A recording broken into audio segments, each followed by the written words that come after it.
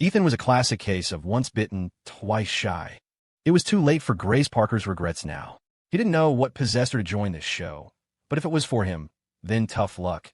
He wasn't interested in getting back together. A broken mirror, no matter how well glued, always shows the cracks. If it weren't for the cameraman filming from a distance and her mic being off, Ethan truly wouldn't have wanted to exchange another word with Grace Parker. Ethan picked out a few items of clothing and stuffed them into a plastic bag. 5 pieces, discounted, came to less than $100. I'm going to look around elsewhere, he said. Then, as if fleeing a contagious disease, Ethan quickly departed. Grace Parker didn't follow, nor did she dare to. She had braced herself for Ethan's rejection, but hearing the words directly still caused the mental defenses she'd carefully constructed to crumble instantly. Suddenly, a member of the production crew approached, holding a phone. Ms. Parker, it's for you.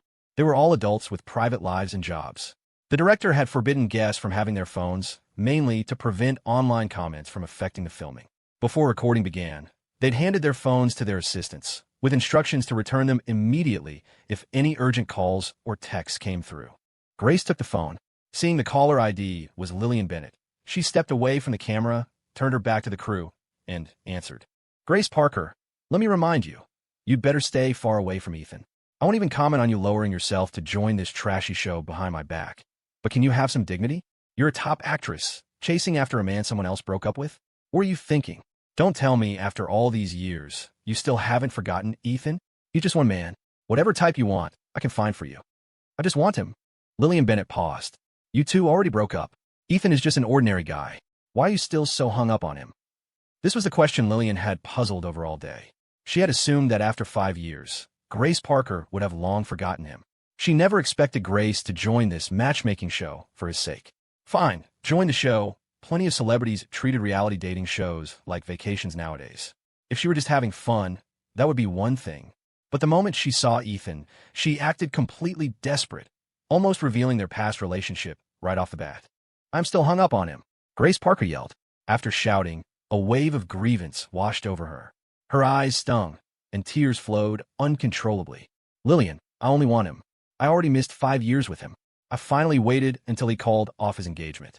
We agreed in our contract, remember? As soon as I won the Grand Slam, you wouldn't interfere in my personal life. I waited so long for this day.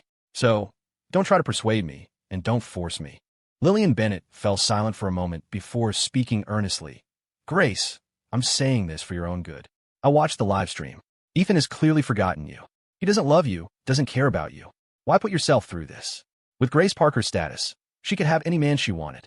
Why insist on hanging herself from this one tree? He will care about me. If he had gotten married, I could have convinced myself to give up. But he's single now. Why can't I pursue him? His reputation is terrible. That's all fake, Grace Parker retorted. I know what kind of person he is better than anyone. You're a veteran in Hollywood. Lillian, don't you know there's more fiction than fact here? It was clear Grace Parker was digging her heels in. Lillian Bennett sighed, in frustration. Grace Parker, your fans won't approve. You could pick anyone, but you chose someone who just broke off an engagement, and you're chasing him so publicly on a variety show? Even if you don't care about yourself, think about Ethan. Both of you are trending on Twitter right now.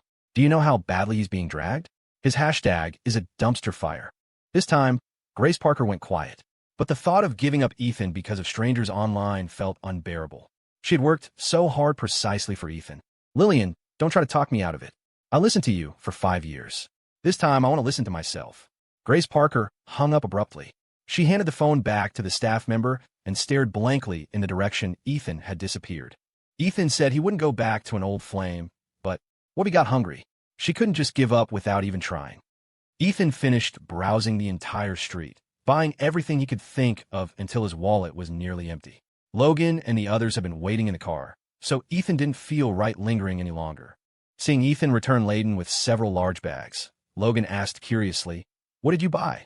A few clothes, a good sun hat, some medicine. What do you need that stuff for? Ethan explained, We are living on Oak Ridge Farm, after all.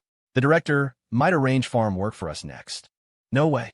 Logan's eyes widened in horror, but then he reconsidered. It wasn't impossible. It was only their first day, and they'd already been put to work cleaning. Better safe than sorry. Logan muttered under his breath. If I'd known it would be like this, I wouldn't have signed up. Ethan just smiled faintly without replying. His gaze flickered to the rearview mirror, accidentally meeting Grace Parker's eyes. He quickly looked away. This subtle movement didn't escape Victoria Harper in the back seat. Leaning against the window, she narrowed her eyes and let out an unhappy little tick. Perhaps everyone was tired from walking, as the ride back was silent. Ethan closed his eyes, feeling drowsy. Anyone know what Grace Parker and Ethan actually said back in Maplewood Township? Grace Parker looks really down. Did they argue? The live comments asked worriedly. I really think Grace Parker likes Ethan. You can't hide the look in someone's eyes when they like a person. Is Grace Parker crazy? Her career is taking off. Why get into a relationship now? Isn't focusing on work better? Even if she really wants a date, fans wouldn't stop her, but can't she pick someone better? Why go for secondhand goods, picking up someone else's trash? Christopher or Logan are both better than Ethan. Hope she opens her eyes and reconsiders.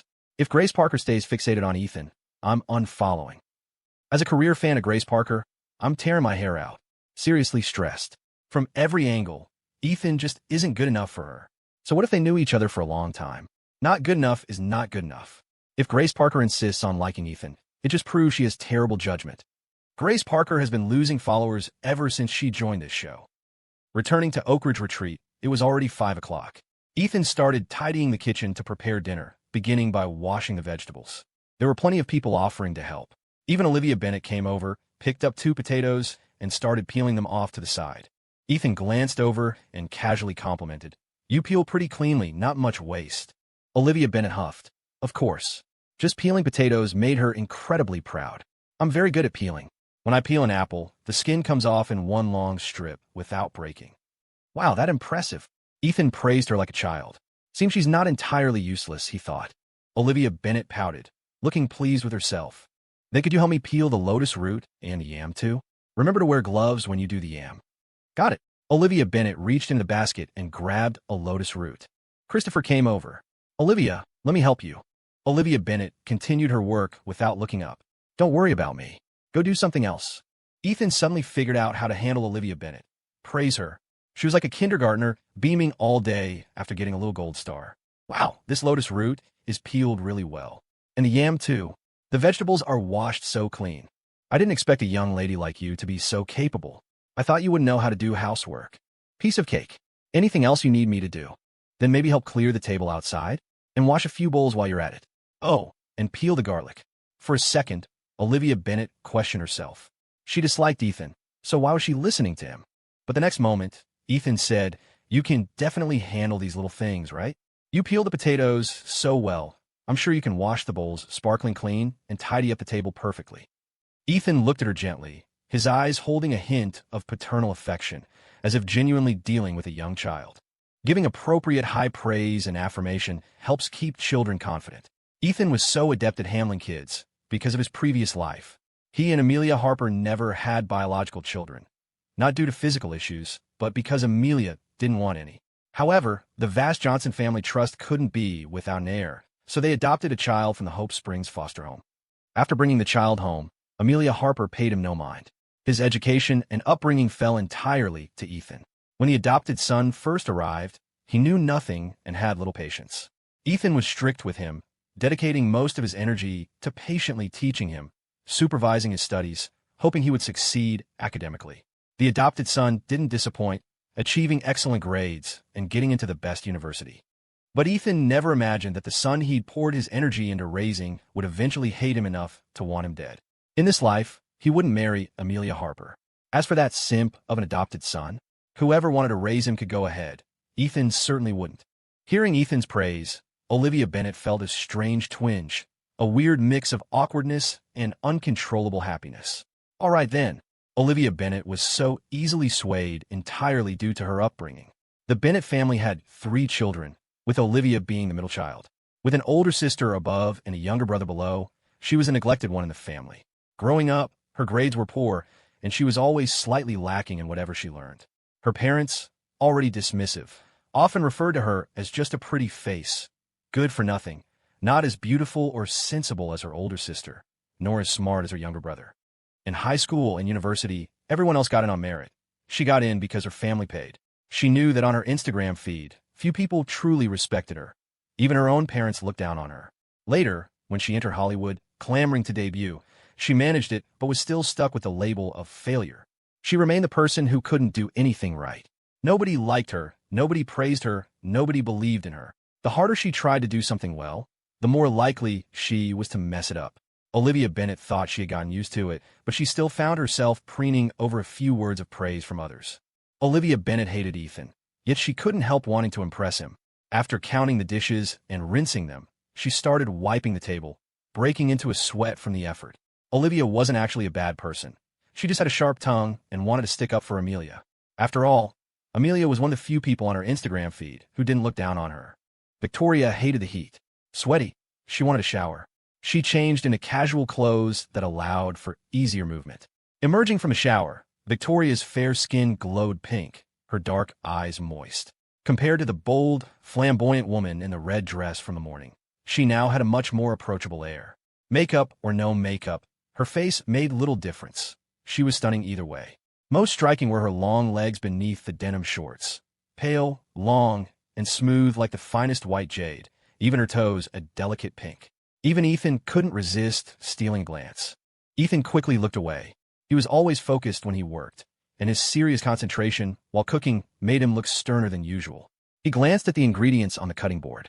Besides the leftover clam chowder from lunch, which could be used to blanch vegetables, he had also prepared sour and spicy shredded potatoes and a preserved egg and tofu soup. 3 or 4 dishes might seem few, but the portions were generous, enough for 6 people. The production crew zoomed in. On camera, Ethan focused on shredding the potatoes, his speed incredibly fast. With just the sound of clack, clack, clack, a dozen consecutive cuts, a flick of a knife, and a plate of shredded potatoes was ready. Each strand was distinct, thin, and perfectly uniform. Even someone who couldn't cook could tell how skilled he was with a knife. Olivia Bennet, peeling garlic nearby, watched his technique. She remembered Amelia mentioning that Ethan did all the cooking at their place. Initially, Olivia hadn't thought much of it, figuring even if Ethan could cook, it probably wasn't anything special. At lunch today, the clam chowder had looked delicious, and everyone else said it tasted great, but she hadn't touched a bite, holding a silent grudge. The consequence was starving all afternoon, her stomach rumbling with craving. Now, witnessing Ethan's culinary skills firsthand, she realized Amelia hadn't been exaggerating. Ethan really knew how to cook. Victoria sidled up, carrying the cool fragrance of her recent shower. "What are you making? Anything I can help with?" "Not right now." Victoria produced an apron from somewhere. "Put this on." Ethan started to say he didn't need it, but Victoria had already brought it forward. He reached for it, but Victoria pulled her hand back. "Your hands just touched the food. Let me tie it for you." Not giving him a chance to refuse, Victoria raised her hands. "Lower your head." Ethan had no room to retreat. Facing the camera, he could only obediently bend down. In those few short seconds, Victoria's hand brushed against the sensitive nape of his neck. Her warm breath fanned across his Adam's apple, her scent flooding his senses. Her lips were close to his ear. Unheard by anyone else, she murmured, "Good boy." Ethan's body visibly tensed. Victoria smiled lightly. Standing behind him, her soft hand slid down his lean waist to grasp the apron strings, almost like an embrace from behind. The director's eyes lit up. He spoke into his walkie-talkie. "Get a close-up on them." The cameraman, listening through his earpiece, quickly zoomed in, focusing on Ethan's facial expression, framing his avoidance as restrained control, capturing his reddening earlobe and suddenly stiff fingers. Victoria tied the apron strings into a bow. Where she had touched him felt like ants crawling over his skin. Ethan couldn't help but touch his lower back. "There!" Ethan's expression was unnatural. After the apron was tied, he seemed to forget how to even stir-fry, pausing for a long moment before remembering the next step. Olivia Bennet watched this unfold from the side. It's just tying an apron, right? Why does it feel so weird? Also, what's Victoria playing at, getting so close to Ethan all of a sudden? Has she forgotten he's her niece's ex-fiancé? Even if they broke off the engagement, an ex-fiancé is still an ex-fiancé. Not someone her aunt should be making moves on. I'm floored. It's only the first day. How is it already this juicy? Victoria just tied an apron for Ethan, and the atmosphere suddenly got so ambiguous. The sexual tension between them is off the charts. Ethan's such a good cook. Looking forward to dinner. Olivia Bennet. I shouldn't be here. I should be under a car. What is Victoria actually trying to do? I really feel like she sees Ethan differently. Victoria is definitely just playing with Ethan. She looks like such an experienced player. So smooth. Probably keeping a whole pond of fish on hook. Feels like Ethan isn't as bad as Twitter makes him out to be. Setting other things aside, he's really emotionally stable, does housework, and cooks so well. Amelia didn't lose out in terms of daily life when she was with him. At least, what good is cooking? Amelia wasn't dating a chef or a servant. The main point of dating is emotional value. You just get more annoyed looking at someone you don't love. Amelia and William are still the best match. Finally, it was time for dinner. They sat at the same round table as at lunch, with Ethan flanked by Grace Parker and Victoria. Ethan's cooking received unanimous praise. Olivia Bennet didn't say anything, but once seated, her mouth never stopped moving. She ate until her stomach was bulging. Eventually, she couldn't even drink water. Under the table, she gently rubbed her belly, thinking inwardly, Amelia really ate well these past 2 years they were dating. As friends for so many years, she never once invited me over for a meal. Some friend she is. In the observation lounge, the panelists were also about to wrap up. Before finishing, Sophia Reynolds asked, Amelia, Olivia Bennet is supposedly your friend. Did you ever invite friends over to your place for dinner? Amelia, no, Sophia Reynolds said, staring at the Twitch stream. So this is Olivia Bennet's first time eating Ethan's cooking? It was hard to tell if she was doing it intentionally or not, but throughout today's recording, Sophia Reynolds kept steering the conversation towards Ethan. Everyone present knew about Amelia and Ethan's past. By doing this, she was highlighting Amelia and Ethan's relationship and their conflict for the public, one of the show's main draws.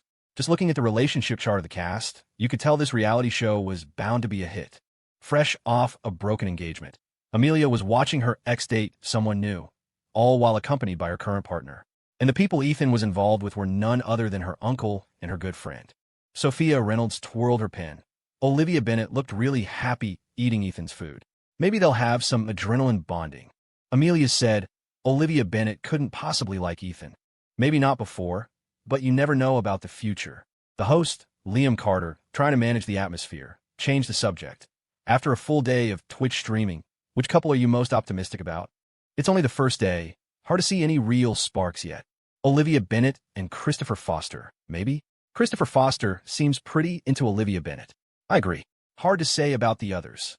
William, what do you think? William had been quiet all day, not offering many opinions. When the host suddenly directed the question at him, he paused for a moment before saying, I also think Christopher Foster and Olivia Bennet. Anyone else? William glanced at Amelia beside him, then said, Ethan and Grace Parker, perhaps. They seem to have known each other before, and Grace Parker appears quite concerned about Ethan. After saying this, he clearly sensed a shift in Amelia's mood. I think they might have something too, Sophia Reynolds agreed. Right now, the biggest draw of this show is Ethan. His personality isn't as bad as Twitter makes it out to be. I actually quite like him. As a regular guest on the show, Sophia Reynolds wouldn't mind if things got more dramatic. It would keep the hype going. Exhausted after a long day, everyone dispersed after dinner. Victoria Harper returned to her bedroom, her first move being to turn off the Twitch livestream feed and her microphone pack. She shared the room with Grace Parker. The two stood facing each other, silent, hostility evident in their eyes. A single glance was enough to identify them as rivals. Victoria Harper asked directly, When did you and Ethan meet? Grace Parker didn't hold back. A long time ago. I was only 7 when I met him. Our families live close. We went to school together, ate together, had sleepovers. His grandma was very fond of me. Actually, we almost had an arranged childhood engagement. So, when she called them childhood sweethearts, she wasn't exaggerating. The two were like negotiators at a table, each probing the other's hand.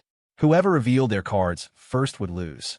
To win, you could bluff, intimidate, or threaten. Grace Parker was staking her claim, issuing a challenge to Victoria Harper. Ethan is mine. I knew him when you were probably still nobody. You said it yourself, almost. Victoria Harper turned and sat down, crossing her legs. Though seated, her imposing aura didn't diminish. She looked up slightly at Grace Parker, as haughty as ever. Just a faint, nothing to fear. The word almost was truly frustrating. Almost together, almost a wedding ceremony, almost had him. It often delivered a heavy blow just when hope seemed within reach. Almost also represented unspoken regrets. Ethan and I dated. Victoria Harper was not an opponent to be underestimated. Grace Parker decided to make her back down. She liked Ethan. She knew what liking someone looked like in their eyes, and she saw it in Victoria Harper's. Victoria Harper wasn't surprised. So what if you dated? You broke up, didn't you? That just proves you didn't love him enough back then. If you truly loved him, how could you let him go? Grace Parker's face paled. She wanted to argue, but didn't know what to say. She had intended to make Victoria Harper retreat, but unexpectedly, She was the one whose composure crumbled first. It wasn't over. Victoria Harper continued, Ms. Parker, have you ever heard the saying, a good ex should stay dead? You knew Ethan earlier than I did, but relationships aren't first come, first served. Grace Parker clenched her fists, nails digging into her palms. She forced herself to stay calm. We broke up, yes, but that doesn't mean we can't get back together. We were each other's first love, and first loves are unforgettable. Whereas you, Olivia Bennett, told me you're Amelia's uncle. Relatively speaking, you're the one with the least standing here, right? Victoria Harper's eyes turned icy. Whether I have standing or not isn't for you to decide. Then whether this pair of first loves gets back together is none of your business either. After staring each other down for a moment, they both let out a cold laugh. This battle had no winner, but it was just the beginning. The mountain air was fresh, and the night was filled with the sound of frogs. Ethan slept comfortably, dreamlessly, and felt refreshed, waking up early the next day. The morning temperature was around 23 degrees Celsius. The air had a slight chill that felt invigorating to breathe in. After waking up, Ethan faced east and went through a routine: Bajuanjin Qigong, Tai Chi, and the 5 animals frolics. Anyone familiar with these practices could see how proficient he was, fluid yet controlled, each movement precise. It was clear he practiced regularly. After completing the 3 sets, Ethan had worked up a light sweat. He felt comfortable from head to toe, as if his whole body had been stretched and revitalized. When he was younger, Ethan hadn't taken care of his body. Only after being diagnosed with various health issues did he start focusing on wellness. After turning 50, his most frequent routine was practicing Bajuanjin. He didn't know if his health was objectively better, but at least it gave him peace of mind. After finishing, Ethan found some goji berries and tossed them into his thermos. Ethan's up this early, getting up to practice exercises, and putting goji berries in a thermos. Since yesterday, I've felt like Ethan acts way older than he looks. Fishing, cooking, focusing on wellness, sleeping at 9, and now getting up early to exercise. Maybe the 9 p.m. bedtime was just because he was tired yesterday. Speaking of which, the last time I slept at 9 p.m. was probably elementary school. The others weren't up yet. Ethan went into the kitchen to make breakfast. He cooked a pot of oatmeal porridge on the induction cooker, boiled the pierogi bought from Maplewood Township the day before, and prepared 2 kinds of coleslaw. Seeing he had finished and had nothing to do, the director called him aside for a solo interview. Did you sleep well last night? Are you adjusting to the environment okay? I like it here. The air is good. I usually suffer from insomnia, but last night I slept exceptionally well. Okay, let's talk. Which of the guests here do you feel a connection with? A connection? It seemed like picking anyone would be awkward. Ethan gave an embarrassed smile. No one yet, currently. The director nodded. According to the show's rules, in 3 days, you'll need to send a DM match to the guest you're most interested in. Think carefully about who you'll choose. Is there a segment for sending messages in the show? The director explained. A single arrow meant a failed match, while a double arrow indicated success. These DMs were all sent using anonymous phone numbers. The recipient wouldn't know who sent it and could only guess. The content of the message could be anything. It didn't necessarily have to express romantic interest. The director worried Ethan might be at a disadvantage here, giving him an example as a warning. Previously, a male contestant had been indecisive, sending messages of interest to every single female contestant. He ended up getting cyberbullied and called a simp. Ethan's original plan had been just that. Since he didn't particularly like anyone, he'd send a thank you message to different people. I'll think about it carefully. He had to choose someone who would result in a single arrow. First to be eliminated was Grace Parker. Between the remaining 2, Victoria and Olivia Bennett. Victoria's attitude towards him was a bit strange. If he chose Olivia Bennett, given her attitude towards him, she absolutely wouldn't send him a message back.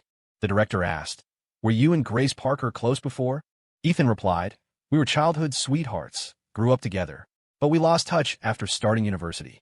"What was your first reaction when you saw her?" "Very surprised. I never expected her to participate in this kind of reality show." Ethan paused, quickly clarifying, "Director, I don't mean that in a discriminatory way." "I understand. No need be nervous." The director didn't mind. Forget Ethan. Even he hadn't expected Grace Parker to contact him proactively. The person originally scheduled was another female artist from the same talent agency. An ordinary artist versus an award-winning actress. The choice was obvious.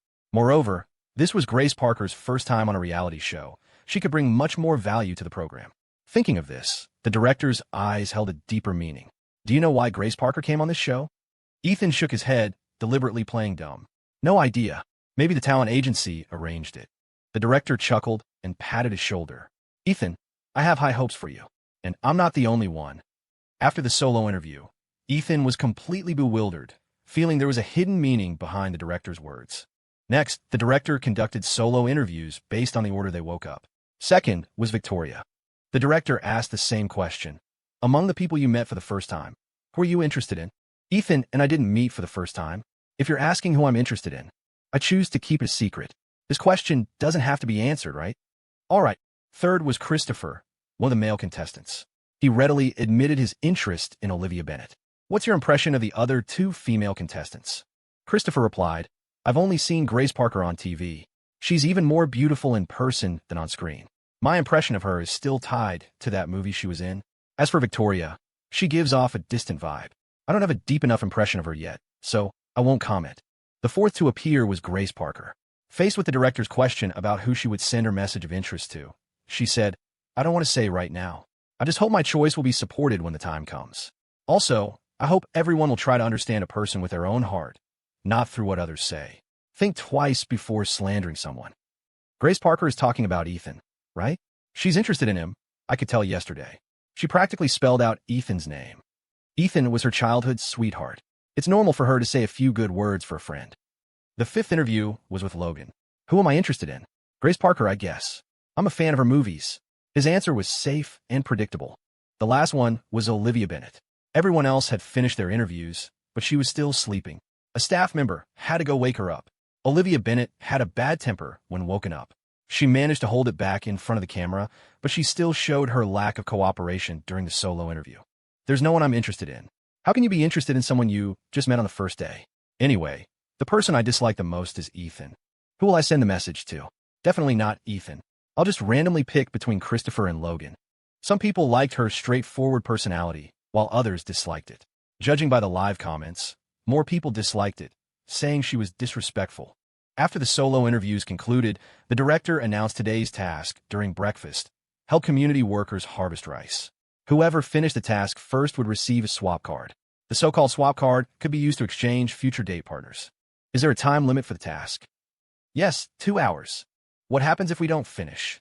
Living funds will be distributed to those who complete the task within the time limit. Those who don't finish won't get any.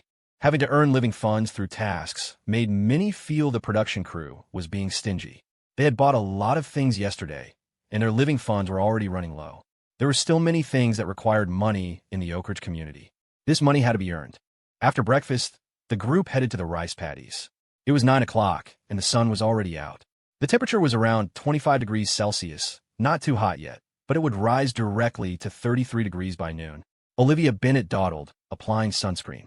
Even for farm work, she had to maintain perfect makeup for the cameras, a habit retained from her girl group days. In his past life, Ethan had grown vegetables and flowers, but harvesting rice? He had only seen it in short videos online. It looked simple, like cutting grass, but actually doing it was difficult. A group of privileged individuals trying field work couldn't adapt to the mud, feeling hot and itchy all over. Ethan learned earnestly. He had strong focus and even stronger execution. After listening to the instructions, he started working.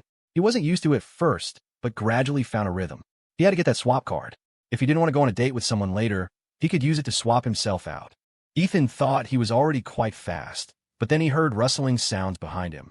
He turned his head and saw Victoria. She had caught up directly. Her originally fair and beautiful face was smudged with mud, and her hair had straw tangled in it. Her clothes were also covered in mud. If you remember correctly, Victoria was something of a neat freak. But right now, Ethan couldn't believe she had any GFE, cleanliness obsession, at all. Victoria gritted her teeth, her eyes slightly red, with only one thought in her mind: swap card. It meant she could freely choose who she wanted to date. Besides Victoria, Grace Parker was also moving quickly. Ethan glanced over before turning back to continue harvesting. Was Victoria working this hard for the swap card too? Who was she doing it for? Thinking this, his movements slowed down slightly, and Victoria quickly overtook him. The director had set a 2-hour time limit, but Victoria finished in just 1 hour. Reaching the finish line, she raised the sickle in her hand high. "Director, I'm done. I'm the first." Everyone stopped and looked at her. A flash of disappointment crossed Grace Parker's eyes. She was just a little behind. Victoria's beauty was evident yesterday, but today she was even more dazzling. Even covered in mud, looking utterly grimy, Her beauty couldn't be hidden. Ethan was momentarily stunned. He was closest to Victoria and saw a streak of blood on her hand. "Your hand is injured." Victoria Harper seemed to just notice, wiping at the blood on her finger. She'd nicked it while harvesting rice earlier. The cut wasn't deep, but it was bleeding quite a bit. Hearing Victoria Harper was hurt, the production crew hurried over to treat the wound. "Are you all right? Wash the dirt off it. Get the antiseptic. This might sting a little. Brace yourself." The antiseptic spray hit the wound, and the sting was sharp. Victoria Harper sucked in a breath, her hand twitching involuntarily. Gritting her teeth against the pain, she said, "I'm fine, just hurry up." A crew member asked, "Should we get you a tetanus shot?" Victoria Harper was about to say it wasn't necessary, but just then, she met Ethan's worried gaze. She smiled. "Ethan's finished harvesting too, right? Let him come with me." This was a dating show, after all. The production crew naturally hoped for unexpected sparks between the male and female guests. Just then, Grace Parker interjected, "I can go with you, Victoria. I'm almost done here, too." The director had hoped Ethan would accompany Victoria for the shot, but with Grace speaking up, he couldn't easily interfere and left the decision to them. Victoria Harper smiled. "No need, Grace. Ethan, it's our turn to cook today, remember? You can come with me for the shot, and we can pick up some groceries on the way back." With things laid out like that, Ethan couldn't really refuse. "Okay." Ethan climbed out of the muddy field, his outer jacket splattered. He pulled it off, revealing the sleeveless undershirt he wore underneath. His build was more solid than expected, lean and well-proportioned. Not too bulky, not too thin. The thin fabric clung to his torso, clearly outlining the contours of his abs. "I see them. An 8-pack. Hissing inhale, wow. Didn't expect Ethan to be so ripped. I thought he was just a pretty boy. That body's way better than Williams. How dare Williams fans say Ethan doesn't measure up? Looks like Amelia's eating well day and night. Winking face, that athletic build. Damn, you just know he's got stamina. What is wrong with you people? Haven't you seen a man before? What is this crap in the live comments? It's making me blush. Can the mods do something about this?" Ethan, oblivious to the live comments scrutinizing his physique, had no idea he'd caused such a stir. "I'm gonna go rinse off." Victoria Harper shot a discreet glance at his abdomen. I need a change too." Back at Oak Ridge Farm, it didn't take them long to shower and change. Victoria emerged with damp hair to find Ethan waiting in the yard. "Let's go." They took a production vehicle to Maplewood Township. During the drive, Ethan kept glancing at her hand. A beauty is called such for a reason. Even her fingers were longer and more slender than most, delicate with pinkish tips. The cut marred this elegance, looking starkly out of place. "Does your hand still hurt?" Victoria Harper lifted her hand towards his lips. "It does. Want to blow on it for me?" Ethan pressed his lips together, saying nothing. Smiling, Victoria pulled her hand back and blew a gentle breath across her own knuckles. After a moment, Ethan said, "You're really pushing yourself." Victoria Harper looked up at him. "Aren't you?" She learned a lesson very young. If you want something, you go after it with everything you have, seizing every chance. She hadn't had many chances before, but now that she did, she was ready to fight for them. Even if an opportunity was just a tiny crack, she'd force her way in. An exchange card meant a chance for a date with Ethan. She was competing for it, and so was Grace Parker. Ethan had no idea how sought after he was. Of course, Victoria wasn't about to enlighten him. If Ethan knew she liked him, he might keep his distance, and that wasn't the outcome Victoria wanted. Feelings were easier to cultivate up close. She wouldn't give Ethan a chance to escape. They arrived at the Mayo Clinic. There was no queue for registration, and Victoria got her shot quickly. The two bought some groceries in Maplewood Township, Ethan attentive to her the whole time. During the solo interviews this morning, the director said we send the heartbeat DMs in 3 days. Who are you planning to send yours to? The accompanying crew member was some distance away. Victoria turned off her mic and leaned closer to Ethan, asking quietly. Ethan glanced at her switched-off mic, then turned his own off. "I don't know. I'll decide then." But truthfully, he already had someone in mind. Isn't the director against us discussing this privately? What's there to be afraid of? We'll talk secretly. He won't know. A sly glint flashed in Victoria Harper's eyes. Seeing the cameraman approaching, she quickly grabbed Ethan's hand. "Come with me. Let's find somewhere private to talk." Victoria led Ethan into a farmer's market, pulling him into a deserted corner and effectively ditching the crew. Slightly breathless, Victoria said, "In 3 days, I'm sending my DM to you." "Why me?" "You." Victoria cut him off. "You don't think I like you, do you? I prefer older men. Besides, you used to call me uncle because you dated my niece, remember? I see you as practically family. A junior. How could I possibly like you? I'm sending the DM to you because I don't fancy any of the other guys here, and sending it to them might cause misunderstandings. The last thing I want is drama from being on this show. Ethan breathed a sigh of relief. Thank goodness. I almost thought Victoria actually liked him. He didn't want to be conceited, but Victoria's glances towards him these past 2 days had been odd, making his mind wander. Running into Victoria Harper was the most unexpected part of joining this show, and the thought of potentially dating her later on was the most daunting. Now that they'd cleared the air, Ethan felt completely relieved. Thinking about it, it made sense. Why would Victoria Harper like him? Not only had he dated her niece and called her uncle, but Victoria herself was famously uninterested in marriage. He recalled his past life. After marrying Amelia Harper, they had adopted children. Victoria Harper rarely contacted him back then, but she always visited during Thanksgiving each year, bringing New Year gifts. Even when he was in his 50s, Victoria still treated him like a junior, giving him, the Harper family son-in-law, a traditional red envelope gift for the new year. In that past life, she had even told him once that if things weren't going well, he could come to her. Ethan hadn't understood then, but looking back, maybe Victoria had just been treating him like a kid she needed to reassure. Why did you join this show? It's not like you need the money, right? Ethan asked again. This time, Victoria didn't brush him off. She answered seriously, my family's been pushing me to go on blind dates. Plus, I'm getting on in years, so I thought I'd give this show a try. Maybe I'd find true love. But since getting here, I haven't found anyone I like. How come? Logan and Christopher seem like good guys. Maybe you just haven't spent enough time with them. Oh, please. If there's no spark at first sight, there never will be for me.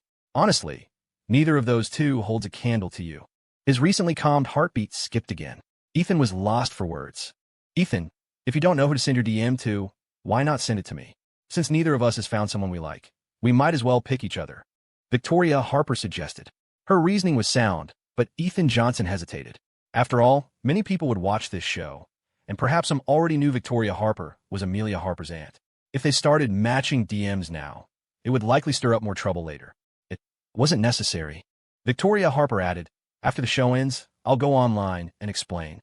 I won't let people misunderstand our relationship. Miss Victoria, Ethan began, honestly, at first I thought you joined the show to get back at me for Amelia Harper. How could she possibly want to avenge Amelia Harper? Although Amelia called her aunt, their relationship was distant. If Amelia hadn't suddenly started dating Ethan Johnson, Victoria wouldn't have contacted her in years.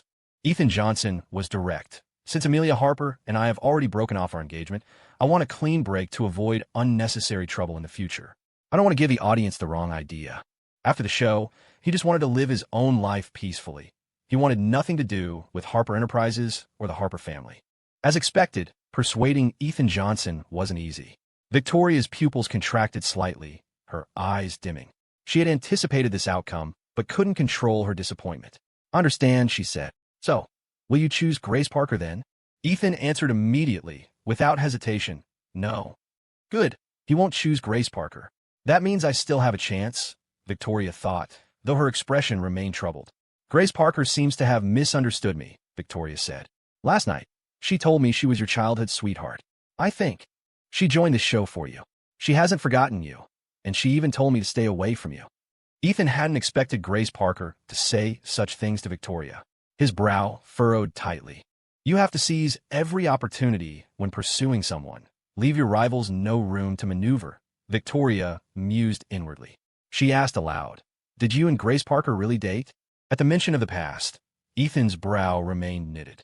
That was a long time ago. It's impossible between us now. Miss Victoria, please don't tell anyone about this. Victoria teased. Your secret's safe with me. But Grace Parker will definitely try to ask you out next. If you don't know how to refuse, you can use me. We can help each other ward off unwanted attention. Ethan treated it as a joke and didn't reject her outright. I'll consider it. Victoria's gaze was open and frank. Compared to Grace Parker, her chances seemed much better. As long as Ethan hadn't directly refused her, she would keep a close eye on him. The production crew couldn't find them and were already shouting frantically in the street. Ethan heard them. Let's go back, it's getting late. Okay. Seeing the two appear, a staff member wiped the sweat from his face. Where did you two go? And why did you turn off your mics? Victoria winked at the camera. We were discussing something private. I just saw it. Victoria Harper suddenly grabbed Ethan Johnson's hand and ran off. What kind of private matter takes that long to discuss? Could it be about Amelia Harper? Victoria Harper is Amelia Harper's aunt. I hope those two don't do something disgusting. They even have leaves in their hair. Don't tell me they snuck off into the woods.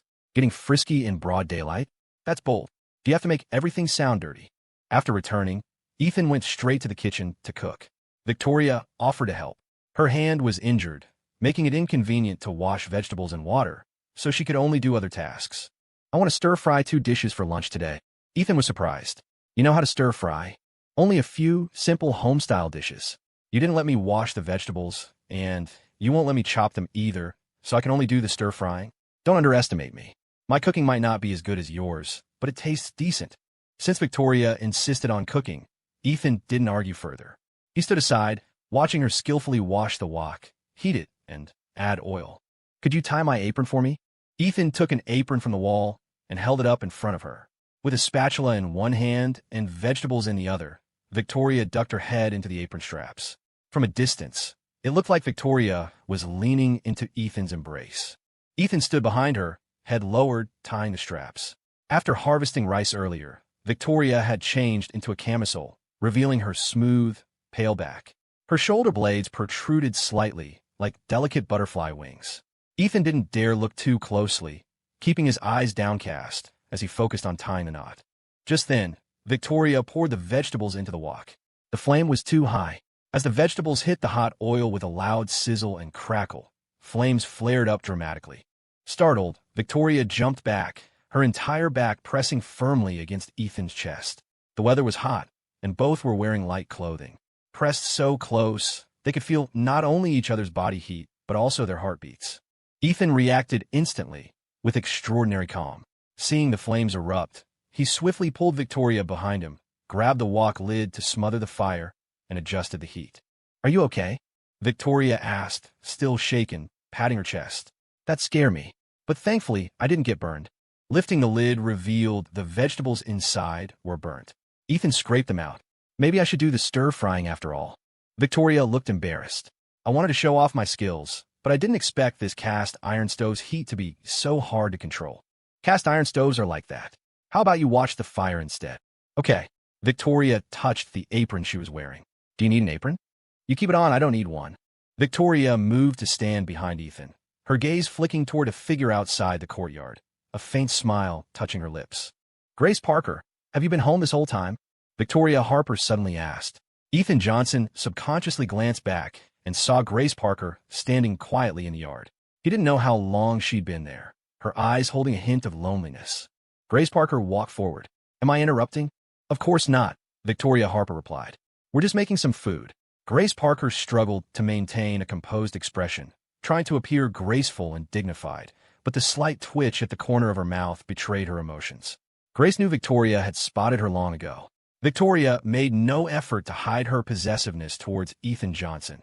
Only an oblivious guy like Ethan wouldn't see it. Just yesterday, Grace had seen Victoria tying an apron for Ethan. She'd resisted the urge to interrupt then, but now she saw them close together again, even more intimate than yesterday. Should she warn Ethan Johnson to keep his distance from Victoria Harper? If Ethan knew Victoria liked him, he'd probably want to stay far, far away. Mulling this over, she walked over to Ethan Johnson's side. "Is there anything else to do? Let me help." Victoria Harper offered a generous smile. "Sure." An award-winning actress indeed. Her face remained perfectly calm as she quickly composed herself, acting as if nothing had happened. Victoria sat nearby, resting her chin on her hand, her gaze towards Grace filled with interest. "Where are Olivia Bennett and the others?" Victoria asked. Grace replied. "Olivia Bennett is a bit slow. She's afraid of bugs. But Christopher Foster is helping her, so they should be back soon." Victoria glanced at her watch. "It's already been 2 hours. If they haven't finished harvesting, our living expenses are going to be tight." Just as she spoke, there was a noise outside.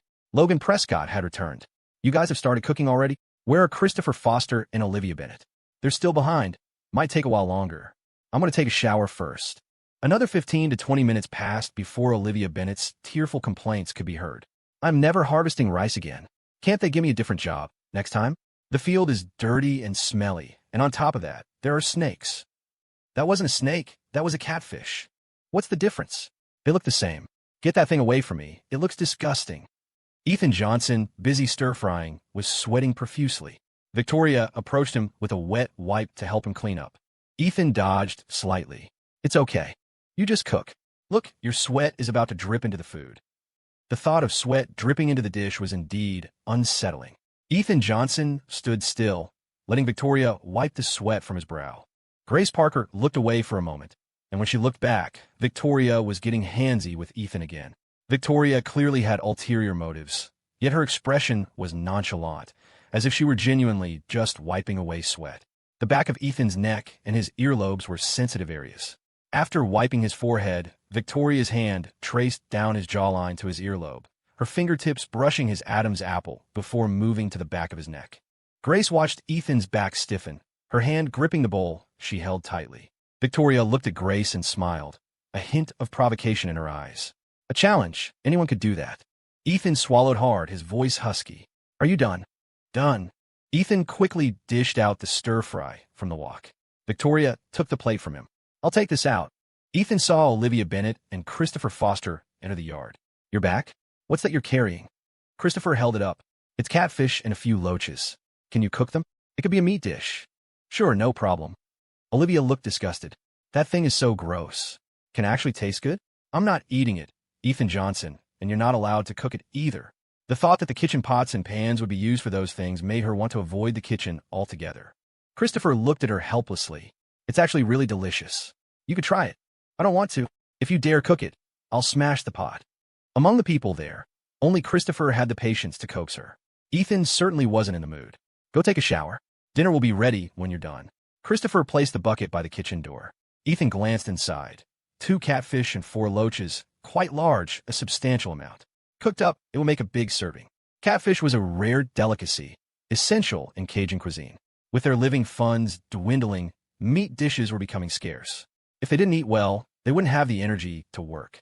Ethan decided he was definitely eating the catfish. He took the bucket outside, sharpened his knife, and expertly gutted and filleted the fish, even removing the bones. His knife skills rivaled those of seasoned restaurant chefs. It had been a long time since Ethan had eaten catfish. Just thinking about the taste, he asked Victoria to help prepare the seasonings. Soon, a dish of ginger-scented catfish was ready, the aroma alone signaling its deliciousness. The viewers in the Twitch chat were practically drooling. I sent Olivia Bennett way, too high maintenance. Such a princess complex. Nobody likes her except Christopher Foster. Why did she even come on this show? She's useless at everything. Shouldn't she just go back to being a rich heiress? Can someone who's tried to tell us, is catfish actually good? Catfish really does look disgusting. I can understand why Olivia is scared if she's afraid of snakes. Watching the show's Twitch stream these past 2 days, my impression of Ethan Johnson keeps getting better. I didn't expect him to know how to handle catfish. Look at those knife skills. You'd think he was a professional chef. I just finished eating. Why am I hungry again? Totally shipping Victoria Harper and Ethan Johnson. Younger guy relationships are the best. I guarantee Victoria likes Ethan. We'll probably see their DM matches the day after tomorrow. Can't wait. Olivia Bennett took her time showering, washing not only her body, but also her hair. Afterward, she styled her hair, applied light makeup, sprayed perfume, put on sunscreen. The whole routine took an hour. Grace Parker had to call her twice before she finally emerged from her room. Olivia hadn't felt hungry, but the sight of the spread on the table made her stomach rumble instantly. As she was about to sit down, she saw a large platter of unfamiliar meat in the center. A bad feeling crept up on her. What is this? Is it fish? I've never seen fish meat like this. Christopher shot Ethan a look, silently pleading with him not to say it was catfish. If this young miss threw a tantrum, there was no telling how chaotic things would get. Ethan received the signal, but he chose to tell the truth anyway. It's catfish. The 2 you brought back. I thought we were having vegetarian lunch today, but turns out we got some meat after all. Olivia's expression changed instantly. What? Didn't I tell you not to cook it? I'm not eating it. Just because you won't eat it doesn't mean others won't, does it? This isn't your house. Ethan calmly picked up a piece of catfish, put it in his mouth right in front of Olivia, and said while chewing, really good. You should eat this while it's hot. You guys dig in too. Except for Olivia, no one at the table was a picky eater. Hearing Ethan praise it, they immediately picked up their chopsticks. It really is delicious. This is my first time eating catfish. It looked pretty scary, but the meat is so tender and delicate, and boneless too. Ethan Johnson, your cooking is amazing. You should consider opening a restaurant. The group ignored Olivia, showering the dish with high praise. Olivia sat down, sulking. She didn't dare follow through on her threat to smash the pot. She knew she'd be heavily criticized. Olivia had always cultivated an image of being genuine and true to herself, perhaps getting used to saying whatever came to mind. Typically, her mouth worked faster than her brain. She often regretted her words afterward, realizing her true feelings weren't so harsh. Olivia listlessly poked at the white rice in her bowl, her peripheral vision fixed on the catfish dish in the center.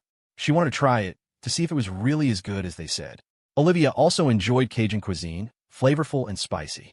She rarely got to eat things like chili oil dishes normally, needing to maintain her figure. But today, after harvesting rice all morning, she was starving and craving something substantial. Plain cabbage with rice wasn't going to cut it. Ethan, sitting opposite her, clearly saw Olivia's desire warring with her reluctance. Just try it. It's not as terrifying as you think. Seeing no reaction, Ethan changed tactics, adopting a challenging tone. Or maybe, you don't dare to eat it? Turns out Miss Bennet is quite timid, smaller than a loach. Who said I'm timid? It's just a measly catfish. Olivia extended her chopsticks and picked up a piece of meat. Thinking of the live catfish still made her a bit squeamish, but she couldn't possibly throw the piece back now. Olivia stared at it for 2 seconds. I don't want to eat it. I'm just curious about the taste. With that, she popped it in her mouth. The meat was tender, smooth, and incredibly appetizing. So, it wasn't that scary after all. It really was delicious, just as Ethan had said. Ethan watched her with a grin. Isn't it good? Not as hard to swallow as you imagined. Olivia mumbled. It's just okay, I guess. But even as she said it, she reached for another piece. Ethan looked at Olivia like she was a child who didn't know any better. Seeing her eating obediently filled him with a sense of gratification. Just moments ago, Olivia had sworn she'd rather die than eat it, and now she was thoroughly enjoying it. The never say never principle truly is timeless. The single pot of catfish wasn't quite enough for 6 people. They were left wanting more. The men decided that if they had free time in the afternoon, they'd go back to the field to catch more catfish and loaches. Just like that, their living expense problem was solved too. Is everyone finished eating? Ethan stood up, intending to clear the table and wash the dishes. Logan spoke up. You worked hard cooking. Leave the dishes, I'll wash them. Victoria stood up with Ethan. It was actually Ethan's and my turn to cook and wash up today. If you help us wash today, what was the point of drawing lots yesterday? But your hand. It's fine. I bought waterproof gloves. I can't just do nothing because of small injury. Despite her words, everyone helped clear the bowls and chopsticks into the kitchen. Victoria emptied the leftover oily soup and food scraps into a bucket, then put on her gloves to start washing. There weren't many dishes, but they were greasy, so it would still take some time. Luckily, she wasn't alone. Ethan worked quickly. One washed while the other rinsed the suds off the bowls. When most of the bowls were done, Victoria told Ethan to go rest. I'll get the rest. I'll wipe down the kitchen afterward. You've been busy all afternoon. You should take a break. Victoria pushed Ethan out. Just as he stepped out, Ethan ran into Grace Parker. Not exactly ran into. She had been waiting for him. Ethan, can we talk alone? Ethan glanced at the cameraman who was always following him. It's so hot out here. Go take a break. Don't get heat stroke. Grace Parker pointed towards the laundry room. Let's talk in there. No cameras. Ethan nodded. Once inside, Grace Parker got straight to the point. Ethan, Victoria is Amelia Harper's aunt. I know. Then do you know she likes you? Victoria liked him? How is that possible? Ethan shook his head. No way. Victoria couldn't possibly like me. Leaving aside the fact that our relationship isn't appropriate, she doesn't like guys younger than her either. Definitely clueless, Grace thought. It was so obvious with Victoria. How could he not sense it? Grace Parker felt like her head was about to explode from his denseness. If she didn't like you, would she wipe your sweat? Tie your apron? Be touchy-feely with you? She just sees me as a junior.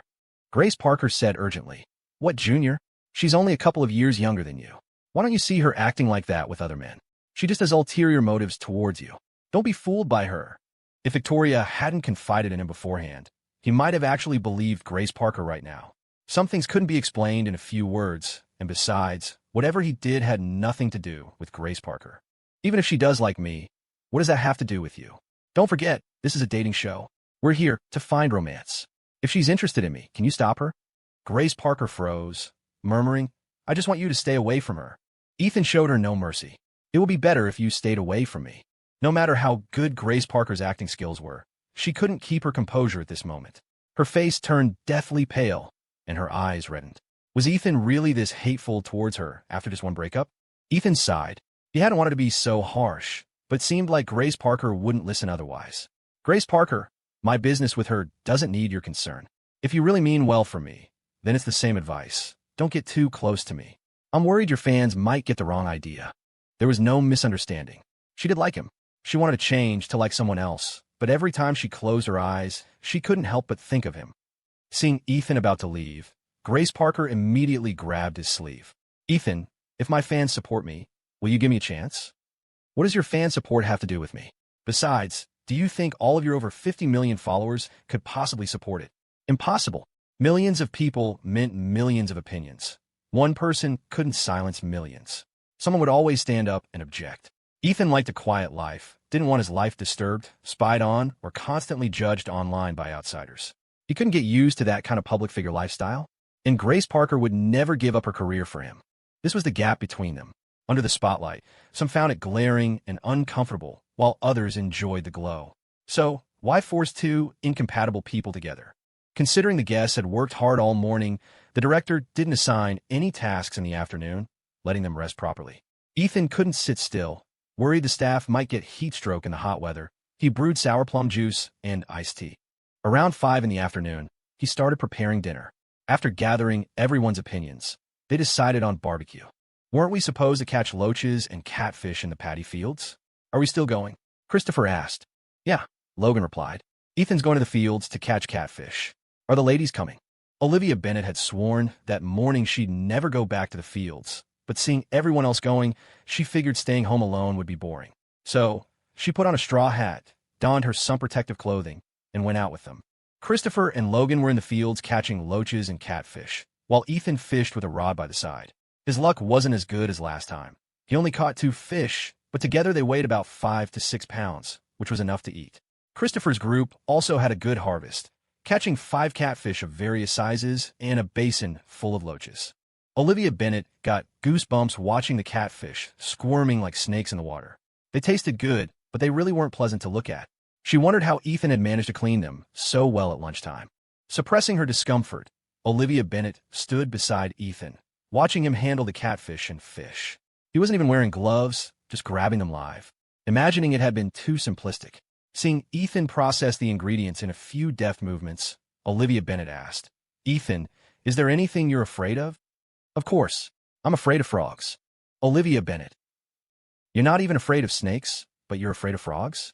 I don't believe you. I just think frogs are scarier than snakes. And it's not that I'm not afraid of snakes. I'm just not afraid of catfish.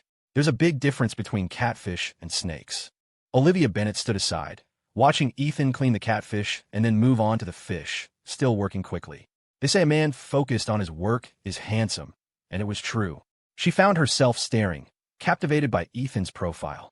The camera was almost shoved in her face before she snapped out of it. Ethan, I realize you're not as annoying as I thought. I'm a bit curious. Why did you find me annoying? Yeah, why? Because you're not as good as William. William is the one most suited for Amelia. You just meddled. Ethan didn't stop scaling the fish, merely asking with his head down, Johnson Family and Harper Enterprises, which do you think is more powerful?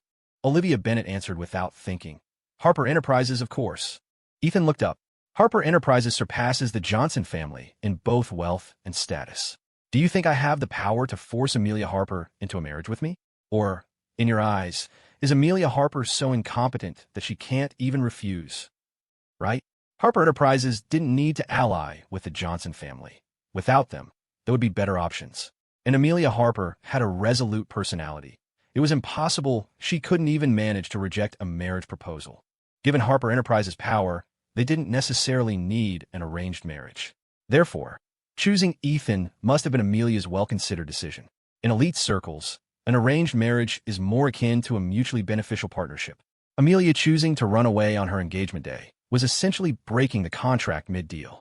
In the business world, reneging on a deal is a sign of bad faith, a major taboo in business. So, Amelia was the one in the wrong, but why was Ethan the one being blamed and attacked? It was as if he had forced Amelia to marry him. If he truly had forced her, the criticism might be understandable, but the crucial point was he didn't have the power to coerce Amelia. Olivia Bennett tended to be straightforward, perhaps a bit oblivious. Since Amelia was her friend, she naturally saw things from Amelia's perspective. Amelia loved William, couldn't be with him, and only reluctantly agreed to be with Ethan. She felt Amelia's marriage was a waste. Now, Prompted by Ethan, she was taking a bird's-eye view, seemingly grasping the entire situation. It was a pity Amelia couldn't be with the person she loved, but wasn't Ethan innocently dragged into this mess? Pitiful too? On the engagement day, his fiancée ran off to be with her childhood sweetheart, a public humiliation. After the engagement was called off, he still had to endure being hounded by William's fans and smeared by his ex-fiancée's family. From beginning to end, Ethan seemed like nothing more than a tool, a pawn. Olivia Bennet was unwilling to admit it. It was an alliance between two families. Don't act like you didn't benefit from it. Anyway, Amelia loves William, so William is better suited for her than you. You're right. That's why I broke off the engagement to let them be together, didn't I? What else is there to say? The two fish were already cleaned, and he began slicing them into fillets. Ethan's knife skills were excellent. Each slice was perfectly uniform, with even the tiny bones removed. He focused intently on the task at hand, seemingly oblivious to the outside world. As long as you don't bother them, I won't target you anymore, Olivia stated. Lady Harper, Ethan replied. They're already together. I joined this show to find a girlfriend myself. From the moment we called off the engagement, she and I have had nothing to do with each other. Frankly, I'd rather stay far away from her. So how could I possibly bother her? You need to understand, it was Harper Enterprises that chose me for the marriage alliance. I couldn't even make my own decisions, so what right do I have to interfere with them? Getting burned like that once is enough, all right? Ethan seemed sincere. To distract Olivia Bennet, he handed her the sliced fish fillets. Add some salt and wash these clean. I don't know how. You can learn if you don't know. You're so smart. Can't you handle a little thing like this? You even peel those potatoes perfectly clean. Olivia Bennet found his words strange, hovering somewhere between praise and a put-down. She obediently took the fish fillets. How do I wash them? Teach me. Add some salt. Rub it gently with your hands, then rinse with water. Wash them a couple of times. Ethan instructed from the side. As she washed the fish, Olivia Bennet gradually quieted down. Why did she dislike Ethan? Besides being Amelia's friend, she was also a minor fan of William's. She had acted with William once, and he had looked out for her on the production crew. Perhaps it was prejudice, but she just felt William was superior to Ethan in every way. If Ethan hadn't appeared, Amelia and William would have been together long ago. Targeting Ethan over this little thing, how was she any different from those paid online trolls hired to slander people? Ethan was right about one thing. The marriage alliance was Harper Enterprises choosing him, not him choosing Amelia. He had no authority to make decisions for anyone. He couldn't even make decisions for himself. If Amelia and William could have been together, they would have gotten together 5 years ago. With or without Ethan, it likely wasn't possible. Olivia Bennet truly wished she could be more ignorant. The more she understood the truth, the more upset she became. She washed the fish in the basin 4 or 5 times until the water ran clear before showing it to Ethan. Is this okay? See how smart you are? Just needed a little instruction. Now, could you help me wash some scallions, cilantro, ginger, and peel some garlic too? Peel plenty. The word smart was clearly meant as a compliment, but coming from Ethan, it always felt tinged with sarcasm. Are you making fun of me? Ethan stopped what he was doing, stood up straight, and said with utmost sincerity, Why would I? You're a great little helper, quick with your hands. You always finish the tasks I give you. Even though you complain and say you don't want to do it, you always see it through. I see your effort, but you still need to keep trying. There was again that tone used to coax a child. Olivia Bennet felt a slight flutter in her heart. The viewers in the live stream could all tell Ethan was handling a kid, yet Olivia Bennet, bless her heart, didn't seem to realize and actually believed him, genuinely starting to do the prep work. Nobody expected that the previously willful, sharp-tongued, bad-tempered Olivia Bennet, with all her princess airs, could have such an obedient day. From Ethan's perspective, he's actually the victim, right? His fiancée ran off with her childhood sweetheart during their engagement party. That would suck for anyone. Plus, he and Amelia broke up peacefully, so I don't get why people online are still attacking him. The ones bashing him are probably William's fans. Many of them can't accept him dating. They don't want to blame William and don't dare blame Amelia. So they just unload all their frustration onto Ethan. Is Ethan trying to whitewash himself here? Ethan was never blackened to begin with, so what's there to whitewash? If anything, it's your sister-in-law, Amelia, who pointlessly wasted 3 years of a man's life. What? A man's 3 years aren't valuable. If you can't forget your first love, why agree to an arranged marriage? Ethan was clearly the one who benefited from marrying into the Harper family. Stop making him sound like a victim. Who needs feelings in an arranged marriage? Amelia didn't like Ethan, but Harper Enterprises injected millions into the Johnson family. What did Ethan bring to Amelia? Not even basic emotional support. Just a few home-cooked meals? She might as well have dated a housemaid then. Ethan never loved Amelia at all. If he really loved her, how could he join a dating show right after breaking off the engagement? He's just after the money/connections. Olivia Bennett is pretty quiet today, actually listening to Ethan. Ethan's treating Olivia Bennett like a kid he needs to manage. Didn't expect she'd be this easy to handle. I always thought Olivia Bennett had a serious princess syndrome, but these past couple of days on the show, even though she complains, she still gets things done. Not as bad as I imagined. The director watched the Twitch stream, scratching his head, his expression sour as if he'd bitten into a lemon. This was getting tricky. He hadn't expected Ethan to reveal such things in this setting. Sure, it generated buzz, but this was a live broadcast. Every move was being watched, and Amelia was sitting right there in the observation lounge. Wasn't Ethan afraid of offending Harper Enterprises with these words? Although the engagement was off, the family still had business dealings. Harper Enterprises could pull their investments at any moment. Hundreds of thousands of people were discussing it now. It was too late to contain it. In the observation lounge, everyone was surreptitiously watching Amelia's reaction. Her expression was calmer than expected. She watched the live feed quietly, without even furrowing her brow. This seems to be the first time Ethan has mentioned his past relationship since joining the crew. Hasn't it? Only Sophia Reynolds would ask such a thing. She had been subtly targeting Amelia since the show began filming. Amelia, I wanted to ask you something. In the 3 years you were with Ethan, did you ever develop feelings for him? Amelia replied, no. Sophia Reynolds, sitting opposite her, watched her curiously. Not even after 3 years. What about Ethan? Did he develop feelings for you during that time? What was your relationship dynamic like? Or was it really like the netizens say, an alliance of mutual benefit with no real emotions involved? Amelia didn't answer immediately, lost in thought. The Ethan in her memory was vastly different from the Ethan she was seeing now. 3 days ago, she might have answered without hesitation that Ethan loved her deeply. Everyone around her could sense his affection. How could she, the person involved, not perceive it? But, just as the netizens suggested, if Ethan truly loved her, how could he join a dating show just 3 days after their breakup? People aren't made of stone. How could someone who genuinely loved fall out of love so quickly? Or perhaps, his love for her had been an act from the very beginning? Maybe he never loved her at all? She felt warmth on the back of her hand. William had taken it. Ms. Reynolds, William interjected smoothly. As observers, our role is to observe the participants, not ourselves. Your question touches on personal privacy, and Amelia has the right to decline to answer. What's there to be afraid of? This isn't a Twitch stream, you know.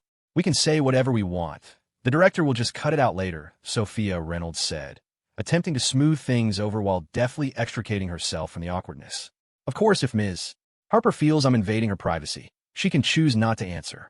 I just hope we can relax a bit during this recording, maybe confide in each other a little. Sophia always seemed to target Amelia, not just to stir up drama, but also because of an underlying hostility she felt toward her. Amelia couldn't understand why Sophia disliked her. This was their first meeting. Perhaps it was the kind of animosity inevitably drawn by exceptionally talented people. It certainly wouldn't be the first time it had happened to her.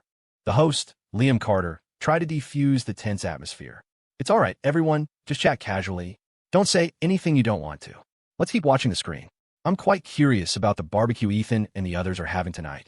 Just when it seemed like the topic would be dropped, Amelia unexpectedly answered Sophia's earlier question. I don't understand Ethan.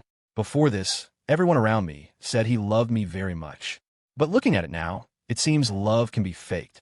Maybe it's like the netizens say, marriage alliances are only about benefits, not genuine feelings.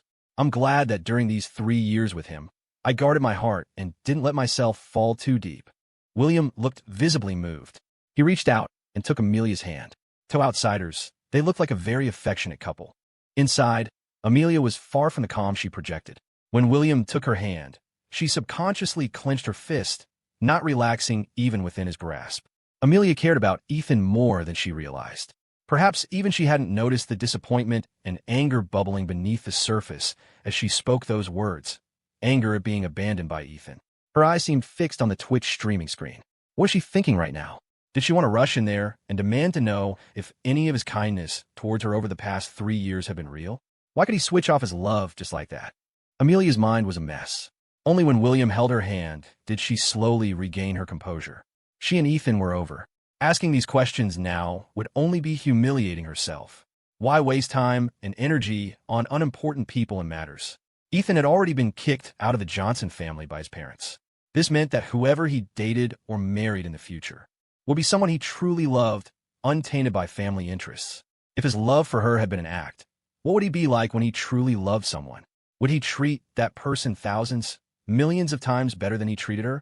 The thought of the man who had shown her false affection turning around to cherish another woman with profound love sent an insistent, sour ache coursing through Amelia, crashing wildly within her. William squeezed Amelia's hand and said, "Well, I could never deceive a woman's feelings for personal gain. And I sincerely hope Ethan can treat the people around him genuinely from now on. You can't keep up an act forever." Over at the Oak Ridge retreat, Ethan had finished prepping all the ingredients and was ready to start grilling. Christopher Foster and Logan Prescott had assembled the barbecue grill. The female guests helped out, bringing stools and drinks and washing plates and cutlery. Ethan manned the grill, breaking into a sweat. His face flushed red in the smoky firelight, his hair damp. Not only could Ethan cook, but he was also a master at barbecue. As soon as he sprinkled the purchased seasonings, the surrounding production crew members started swallowing hard. As evening approached, the temperature dropped. A cool evening breeze felt incredibly comfortable against the skin. The night sky looked like a tilted galaxy, and even the moon seemed rounder and brighter than the one seen in the city. Besides the moon, there were fireflies flickering in the grass, a rare sight for these city dwellers. Logan Prescott leaned back in a lounge chair, gazing at the night sky, eating barbecue skewers, drinking cold beer, feeling the breeze, looking at the stars and moon. This is the life. I almost don't want to go back. Although the Oak Ridge community lacked many conveniences, escaping the city's hustle and bustle and immersing oneself in nature gradually replaced restlessness with tranquility, allowing everyone to savor the peaceful moment. After everyone had eaten and drunk their fill, the director suggested playing Truth or Dare to help the guests get to know each other better through the game. Each guest harbored many secrets, especially Ethan. Truth or Dare might coax something out of them and conveniently escalate any underlying conflicts and tensions among the guests. "Should we play?" Olivia Bennett asked. She didn't really care either way. The night was long, there was nothing else to do, and the production crew hadn't given back their phones. Back in their rooms, they could only stare blankly until they fell asleep. "I'm fine with whatever," Ethan said. Victoria Harper chimed in. "Let's play for a bit." "How do we play?" Ethan looked around and picked up an empty beer bottle. "Spin the bottle?" Whoever the mouth points to gets asked. "Okay, I'm good with that. Let's do it then." Ethan was the first to spin the bottle. It eventually pointed towards Christopher Foster. "Truth or Dare?" Ethan asked. "Truth," Christopher replied. "Tell us about your job." "I started a game company. It's pretty new. We do a bit of everything." Olivia Bennett asked curiously. "A game company? What game?" Christopher Foster mentioned a game title. For a gamer like Logan Prescott, the name immediately rang a bell. "I've played that indie game. It's actually pretty fun. It was quite popular for a while. I didn't realize you developed it." "Wow, Christopher Foster is amazing. So young. Already developed a hit game and started his own company. He's probably the most impressive guest here, especially coming from Oak Ridge Farm. No family money. Had to rely on himself, unlike some people born into wealthy families. Some people are born in Rome. Others are beasts of burden till they die. My impression of Christopher keeps getting better. Tall, mature, a charismatic CEO type. Grace Parker, open your eyes and look. Isn't he way better than Ethan?" But Christopher Foster likes Olivia Bennett, right? And Olivia seems interested in him too. Chris Livia's CP scoring big points. Next, it was Christopher Foster's turn to spin. This time, the bottle pointed at Logan Prescott. Since Logan had already talked about his job and family during the day, there wasn't much to ask there, so Christopher focused on his love life. "Have you been in a relationship before?" "Yes, I have." Christopher's interest was piqued, and he fired off several questions. "How long did it last? What kind of girl was she? And what type are you interested in now?" Logan Prescott chuckled. "That's quite a few questions, isn't it? But I can answer. I've had 2 girlfriends. The first was during my freshman year of college. She was an upperclassman. We dated for a year, then broke up after she graduated. The second I met online. We had an online relationship for half a year before meeting up, then dated for 2 years before breaking up. As for type, she liked anime and cosplay, so her style was pretty varied." Logan said jokingly. "Then why did you break up?" "We just had different opinions on life. Couldn't quite get on the same wavelength." Christopher asked again. "How long ago did you break up?" This time, Logan Prescott didn't answer. "Maybe I can save that question for next time." Logan spun the bottle, and it landed on Victoria Harper. He didn't ask immediately, but silently scanned the group before asking with a sly smile. Among the male guests here, is there anyone you're interested in? Victoria Harper raised an eyebrow and smiled. Yes. Everyone instantly turned to look at her. They had only been here for 2 days, and Victoria already had her eye on someone. There were only 3 male guests present. Who could it be? Ethan was also surprised. Just earlier that day, Victoria had told him she wasn't interested in anyone on the show and even said she'd forward her DM matches to him to avoid misunderstandings. How could she have developed feelings for someone so quickly? Love comes fast like a tornado. Who could Victoria like? Haven't seen her getting close to anyone these past 2 days. Oh wait, Ethan. Could it be Ethan? Look at Ethan's surprised face. Doesn't seem like it's him. Could she have instantly fallen for Christopher Foster after hearing about his job? It's hard not to be interested in such an impressive guy, right? I wish a beautiful older sister would love me too. Logan Prescott had a gut feeling Victoria was interested in Ethan. He told Callie and Ethan, stole a glance at Ethan, then tentatively asked Victoria, "Can you give us a hint about their characteristics?" Victoria Harper smiled sweetly. "That's a second question. Besides, the production crew wants us to keep our crushes a secret initially, to maintain suspense for the audience. It's my turn to spin now, right?" Victoria controlled the force, and the bottle spun, its mouth coming to rest, pointing directly at Ethan. Truth or dare? A glint of mischief flashed in Victoria Harper's eyes. Ethan, going by instinct, chose dare. Hearing Ethan choose dare, Victoria Harper sighed with slight disappointment. After all, they were streaming on Twitch.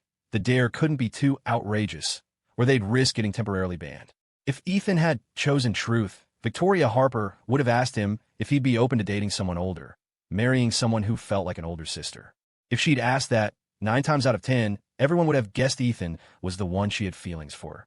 Unable to achieve her goal, Victoria Harper stared at Ethan for a moment before saying, "Your hair's getting a bit long.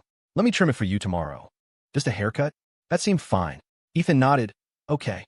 Now, it was Ethan's turn to spin the bottle. It landed on Grace Parker. Grace chose truth, secretly anticipating what question Ethan would ask her. But Ethan didn't really have anything specific to ask her.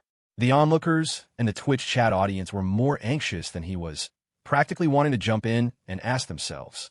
Ethan's dense as a rock. Just ask something. Ask about the movie star's private life, her relationships, if she's ever dated, what type of person she likes. Any of those questions could trend on Twitter. Such a golden opportunity for gossip. The paparazzi would be ecstatic if they were here. Grace asked, "Have you thought of what to ask me? How about we talk about your work?" As soon as Ethan spoke, the scene fell silent. Olivia Bennett wasn't one to sit still. She always spoke her mind.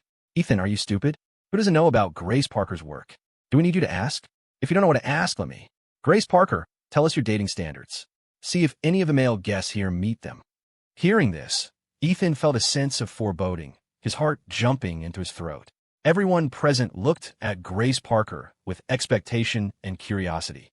Grace Parker took a sip of her drink before saying, "I like guys who can cook." Among the male guests present, only Ethan could cook well. The camera zoomed in on Ethan, trying to catch any flicker of emotion on his face, but unfortunately, Ethan remained perfectly calm, ignoring the curious stares. The atmosphere grew a little stiff. No one dared to crack a joke at this awkward moment. Is Grace Parker hinting at Ethan? He's the only guy here who can really cook, right? Others can cook too, just not as well as Ethan. Have to admit, Ethan's cooking is really good, and he's not bad-looking either. Plus the Johnson family connection. It's normal for her to like him. Damn it, my ship is sinking. I feel like Grace Parker's already fallen for him. Fallen for him just because he can cook? Can't you afford a chef or order takeout? Grace Parker silently took the bottle. Controlling the force wasn't easy, and the bottle finally spun towards Olivia Bennett. In the 2 days you've been here, have you developed strong feelings for anyone? Olivia Bennett answered immediately without thinking. I've felt attracted to someone, yes, but haven't truly fallen for anyone.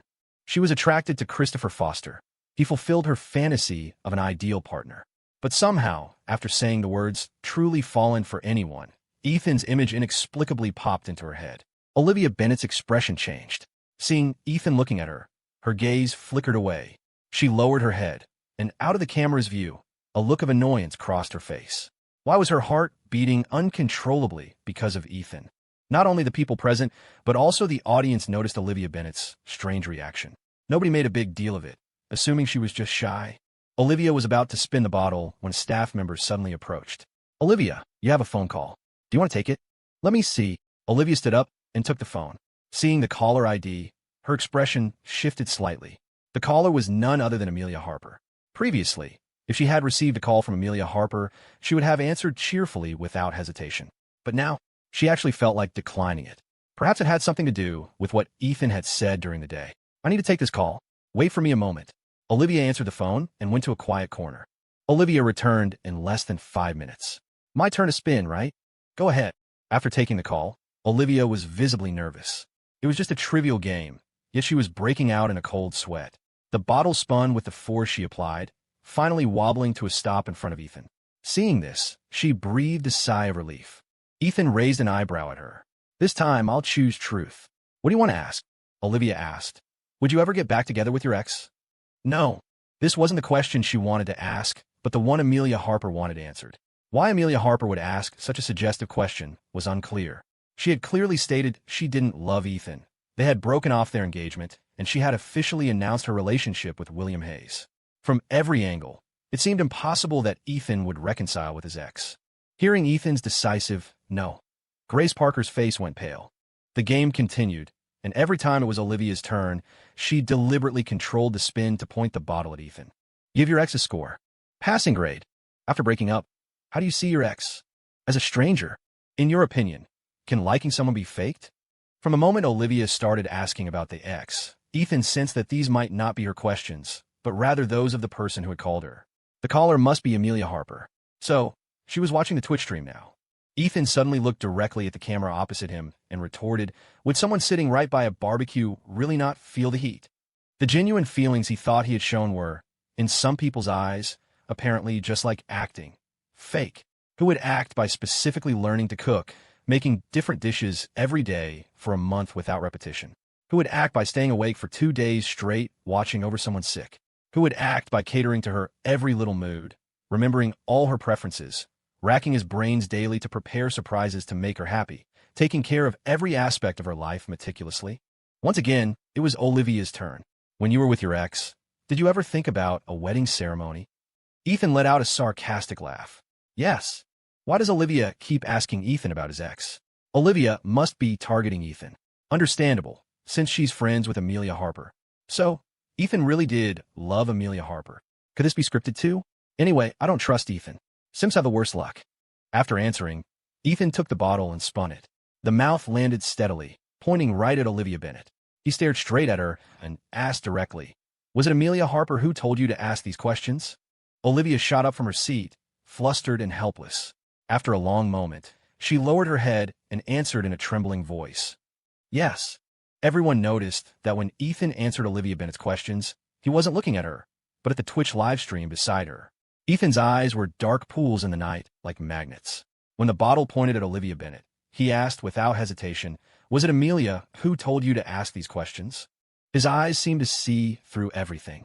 Between the adrenaline bonding and the truth, Olivia Bennett had chosen truth, but she never expected Ethan to ask her this. All eyes in the vicinity focused on her. Steeling herself, she answered yes. Ethan glanced at the Twitch livestream, a sneer on his face. He stood up, setting the bottle upright. "It's getting late. Let's call it a night." Nothing more needed to be said. The Twitch chat exploded. "No way. It's really about Amelia?" I was wondering why Olivia Bennett kept grilling Ethan about his ex. Turns out the ex wanted to ask. They already broke off the engagement. What's the point of Amelia asking this? What is Amelia thinking? She's already with William. Why care so much about her ex-fiancé? She's rattled. Totally rattled. From what I know, people who keep asking if their ex wants to get back together usually haven't moved on. Poor William. He's being cheated on emotionally. Is Amelia nuts? Having her cake and wanted to eat it too. You can't just say that. Maybe Amelia was just curious. Could this be scripted?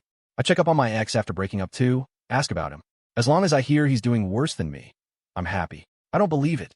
I just started shipping William and Amelia. They can't break up. Maybe Amelia is in the Twitch chat too, watching with us. Intense. Ethan's perception is insane.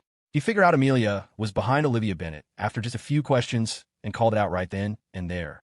If I were Amelia, I'd be cringing so hard my toes would be trying to dig me a hole to hide in.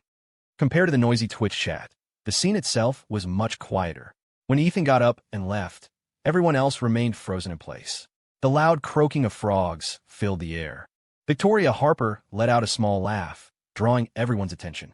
She tucked a strand of hair behind her ear and slowly stood up. This game was pretty interesting. Let's play again sometime. I'm heading back to my room. As Victoria Harper left, the others followed suit, getting up and leaving one by one. In the observation lounge, Amelia's face was pale, her eyes stinging as she stared at the live feed. The moment Ethan had looked towards the camera, their gazes seemed to collide across the distance. For an instant, she truly thought Ethan had seen her through the lens. So, when you went to the restroom earlier, you were calling Olivia Bennett. Amelia, what are you really thinking? Do you genuinely care that much about what Ethan thinks of you? Or can you just not let him go? Sophia Reynolds wouldn't miss such a perfect opportunity to mock Amelia. Amelia didn't respond. She simply stood up and walked out. She wasn't filming anymore. Hey, leaving already? Can't handle it. I was just asking out of curiosity. It's not like sensitive topics like this will make it into the final edit anyway. Aren't you guys curious? They were curious, but they didn't dare ask. Amelia's status and background were prohibitive. Offending her wasn't wise. Sophia Reynolds, that's enough, William snapped, slamming his hand on the table, his gaze icy as he looked at her. Sophia Reynolds' expression froze. A moment later, she retorted, furious because you're embarrassed? Take it out on Amelia. Why yell at me? The other observers quickly tried to mediate. The assistant director knew they couldn't continue recording tonight and simply called a wrap. William hurried off to find Amelia. Amelia rushed out of the studio. She pulled out her phone to call Ethan, only realizing he had blocked her when the automated system message played saying the call couldn't be connected. She didn't want to care about Ethan, yet the figure constantly surfacing in her mind was always his. He had said he once thought about having a wedding ceremony with her. They had indeed almost had one, if she hadn't gone to find William that day. Her phone vibrated. Amelia's first thought was Ethan, but a glance showed it was William calling. If there had been a mirror in front of her, she would have seen the sheer disappointment on her face. Amelia answered. William's anxious voice came through. Amelia, where are you? I'm heading home. I'm done recording for today. She had always been willful, often acting on her mood without considering the consequences. Let me take you back. No need. I want to go back alone today. There were 3 or 4 seconds of silence on the line before William paused. Don't take what Sophia Reynolds said to heart. I don't. So, will you come back to record tomorrow? Yes. She had signed a contract after all. She had at least finished filming the first installment. Although she said yes, Amelia was already having second thoughts, unsure how she could face Ethan on the live stream. Even though Ethan couldn't see her, she felt an inexplicable sense of guilt. William hesitated, then finally asked the question that had been weighing on his mind. Amelia, about Ethan. Have you really not moved on? No, Amelia retorted. I'm just not quite used to it, and she still felt unwilling to let go. William sighed in relief on the other end. That's normal. You lived together for 3 years, after all. You'd feel unused to it, even if a regular friend suddenly left. Was that it? But she could sense that Ethan's presence in her life had surpassed that of a regular friend. Amelia wasn't foolish enough to tell William everything. William was her official boyfriend. Since she had decided to be with him, she would forget Ethan. Only a week had passed. Gradually, she would stop reacting to Ethan. That night, Amelia trended on Twitter again. Hasnot Amelia Ethan. Hashtag Amelia Live on the Go Observer. Hashtag Amelia X Ethan. Hashtag Amelia William. Amelia didn't go home, but went to Central Park Tower. Ethan had bought the apartment, but it was under the Johnson family name. After breaking up with Ethan, the apartment was reclaimed by the Johnson family. Richard Johnson had originally intended to sell it, but Amelia wanted to keep it, so it was transferred directly to her name as compensation. There wasn't much inside. She'd have to buy a whole new set of kitchenware if she wanted to cook. Amelia tried to restore everything to how it was, but after searching online for a long time, she couldn't find the same models. She suddenly understood a truth. Some things once lost could truly never be found again. Just as she lay down in the apartment, Benjamin Harper called. Amelia didn't want to answer, but the ringtone persisted for too long. Annoyed, Amelia picked up. Dad, pack your things and come home. Tomorrow, you're reporting to work at Harper Tower. I've arranged a manager position for you. Quit that variety show. Benjamin Harper didn't waste a single word. No, Amelia, you're not a kid anymore. What are you messing around for? Did everything I told you a few days ago go in one ear and out the other? I told you not to be with William, but you insisted on going on this show with him. Fine, but then you caused trouble again today. Tell me honestly, are you doing this show because you like William or because you can't let go of Ethan? Speaking of which, Benjamin Harper was furious. The situation had been perfectly fine, but thanks to one call from Amelia Harper, public opinion had completely flipped. Amelia Harper remained silent. Benjamin Harper continued earnestly. Amelia, you're my only daughter. You're going to inherit the business someday. It's time you came back to Harper Enterprises and got used to working here. Being on this reality show does nothing for you. You should just come home. It's not like we can't afford the contract termination fee. Dad, Amelia Harper finally spoke up. I can handle the situation on Twitter. I joined the show just to relax a bit. Don't overthink it. How can I not overthink? Finding the argument grating, Amelia simply hung up and switched her phone to silent. After washing up, Amelia Harper took out her laptop and went online. Seeing the Twitter trends filled with tags about her and Ethan, she had a bad feeling and decided not to click on them. Amelia Harper logged off and contacted private investigator Murphy. Have you found out what I asked you to investigate? After about 10 minutes, a reply came. It's been sent to your email. She had previously asked him to look into Ethan and Grace Parker's relationship. He sent back several photos with a concise caption. They used to be a couple. The email contained images accompanied by text, describing in meticulous detail the course of their relationship. It was a simple story, but clearly unforgettable. Pictures showed them in school uniforms, standing at the school gate, looking at each other across a classroom, holding hands on the street, sitting under a tree sharing cotton candy, riding bicycles. They had known each other since childhood. Grace Parker hadn't been lying on the show. They really were childhood sweethearts who had actually dated. The text ended by stating the reason for their breakup. Amelia Harper leaned against the headboard, her eyes lowered, staring intently at the words on the screen, tracing their past. The light from the laptop screen reflected in her eyes, suppressing the shadows within. Regardless, they were history now, but there was no doubt Grace Parker had joined the show intending to get back together with Ethan. Since Grace Parker was Ethan's ex, those questions Ethan answered tonight, were they about Grace Parker or about her? Who was the ex he wanted to marry? Amelia Harper felt lost, and the more she thought about it, the worse she felt. She enlarged one photo, her fingertip tracing over the image, unable to stop stroking it. The Ethan in the picture was vastly different from the Ethan now. He looked younger, his face innocent. Dressed in a school uniform, he was radiant and handsome. The look in his eyes as he gazed at Grace Parker was full of pure joy and love. Amelia Harper searched her memory carefully. Ethan had never looked at her like that. The photo was dated 5 years ago. Not that much time had passed, yet Ethan seemed like a completely different person. Benjamin Harper had no faith that Amelia Harper could handle the situation. Unable to reach her, he simply called in the PR team. First, leaked to TMZ that Ethan was a playboy. Post old photos of him going in and out of bars online. Add some fabricated text. Most netizens these days just wanted drama and didn't care about the truth. As a result, baseless rumors spread like wildfire online. Of course, a few photos weren't enough to get him canceled nationwide. Benjamin Harper contacted Richard Johnson. He wanted the Johnson family to announce, right now, that Ethan had severed ties with them. If they made the announcement, Benjamin would let bygones be bygones and continue to cooperate with the Johnson family in the future. Richard Johnson agreed without a second thought. In his eyes, Ethan wasn't worth a single business deal. Besides, Ethan had initiated the break himself. Since he didn't want to be part of the Johnson family, he could stay out forever.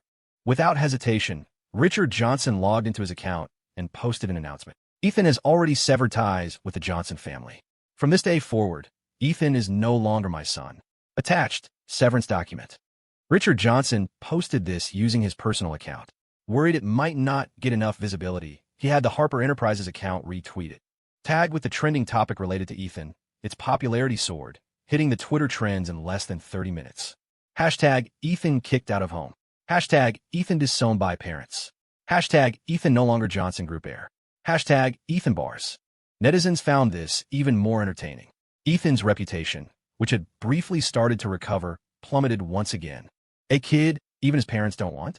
Must be trash. Why did Ethan's parents disown him? What else could it be? Bad character, moral issues. Look, Ethan's been getting slammed for days, and not a single person from the Johnson family came out to clarify anything. It means everything on Twitter is true.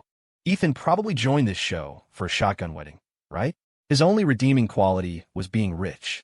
Now he's been kicked out by his family, lost his status as the sole heir, has no money and no real job. Why did the production crew even invite him? I remember Ethan saying before that he was unemployed. I thought he was joking back then. Turns out it was true. Now Ethan's really going to be a simp. I finally understand why Ethan made clam chowder on the first day of filming.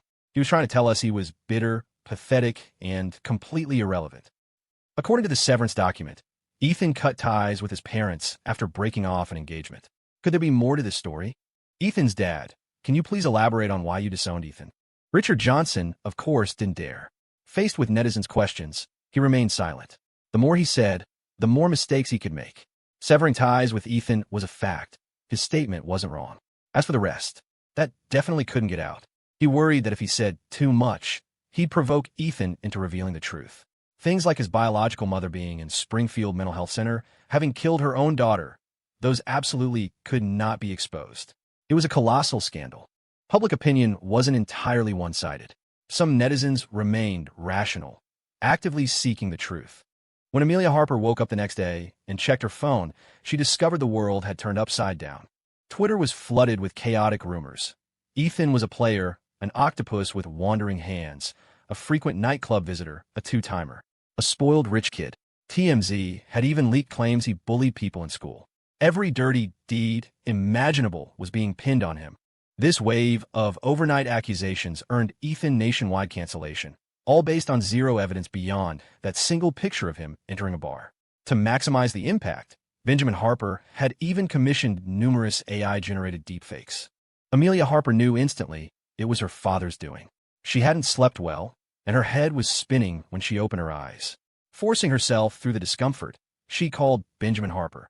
"Dad, are you behind all the fake stories about Ethan on Twitter?" Benjamin Harper's voice was heavy. "Yes." Amelia Harper pressed urgently. "Dad, why would you do that? Didn't I tell you I would handle it myself? And how are you going to handle it?" Benjamin Harper scoffed. "You're my daughter. Don't I know what you're thinking? You're just too soft on Ethan. That's why you were the one getting attacked on Twitter before. I'm your father. Everything I do is for your own good. But the things you had people post, they're all fake. So what if they're fake? As long as people on Twitter believe it, it becomes the truth. If Ethan isn't taking the heat, you will be. Even Richard Johnson has given up on him. Why do you care so much? Amelia, be a good girl. I'll let you continue filming this show, but if you disobey me, then I'll have no choice but to have people bring you back by force." Benjamin Harper warned, "I won't have the posts on Twitter taken down. And don't worry too much about him. Give it time, people will forget." Amelia Harper felt a jolt, rendered utterly speechless. Grace Parker woke up even earlier than Ethan today. The staff saw her leave empty-handed and return 30 minutes later carrying a bag. "Ms. Parker, what's that in your hand?" "Century eggs." Grace Parker had gone door to door, asking 5 houses before managing to buy these 6 century eggs. Grace Parker planned to use the century eggs for breakfast. She also simmered a pot of oatmeal with bacon bits. Ethan had loved that most back in their school days. While Grace Parker was cooking the oatmeal, Ethan got up. Completely unaffected, he was practicing his exercises in the yard, just like yesterday. It was a closed-set recording. They wouldn't know about any Twitter trends unless the director told them. The director had repeatedly warned the surrounding staff to keep their mouths shut, also fearing it might affect the guests' mood for filming. But Ethan still keenly sensed something was off, because the way the surrounding staff looked at him was very different from usual.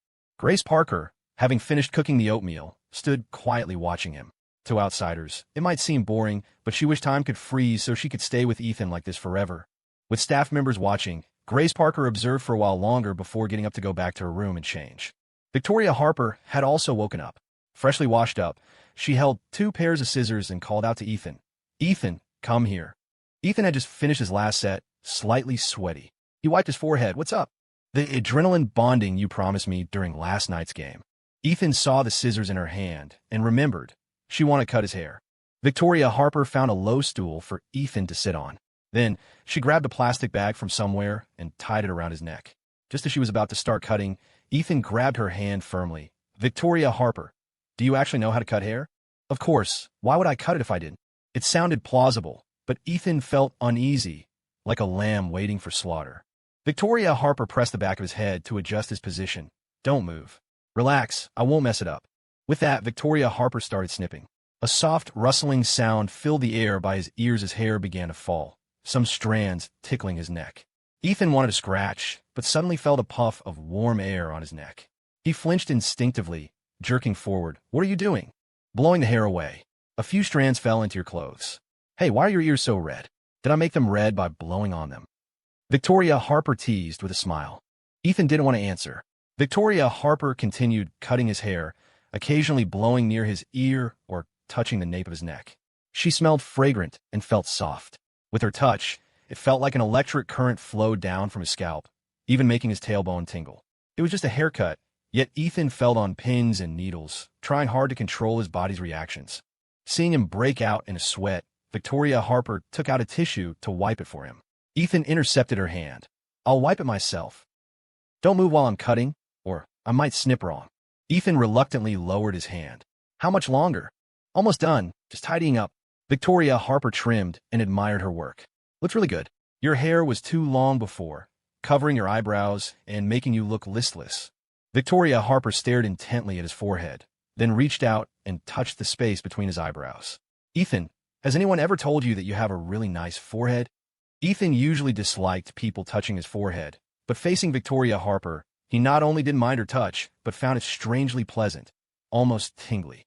"No one said that," Ethan replied, his voice husky. Victoria Harper chuckled softly, though it was unclear what she found funny. Her gaze drifted down to his chin and lips. "Your stubble's growing out. Let me shave it for you while I'm at it." Ethan refused. "I can shave it myself back in my room. It's no trouble. I have the tool right here. It'll be quick."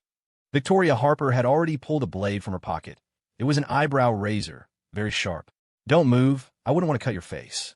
There was a hint of forcefulness in Victoria Harper's tone.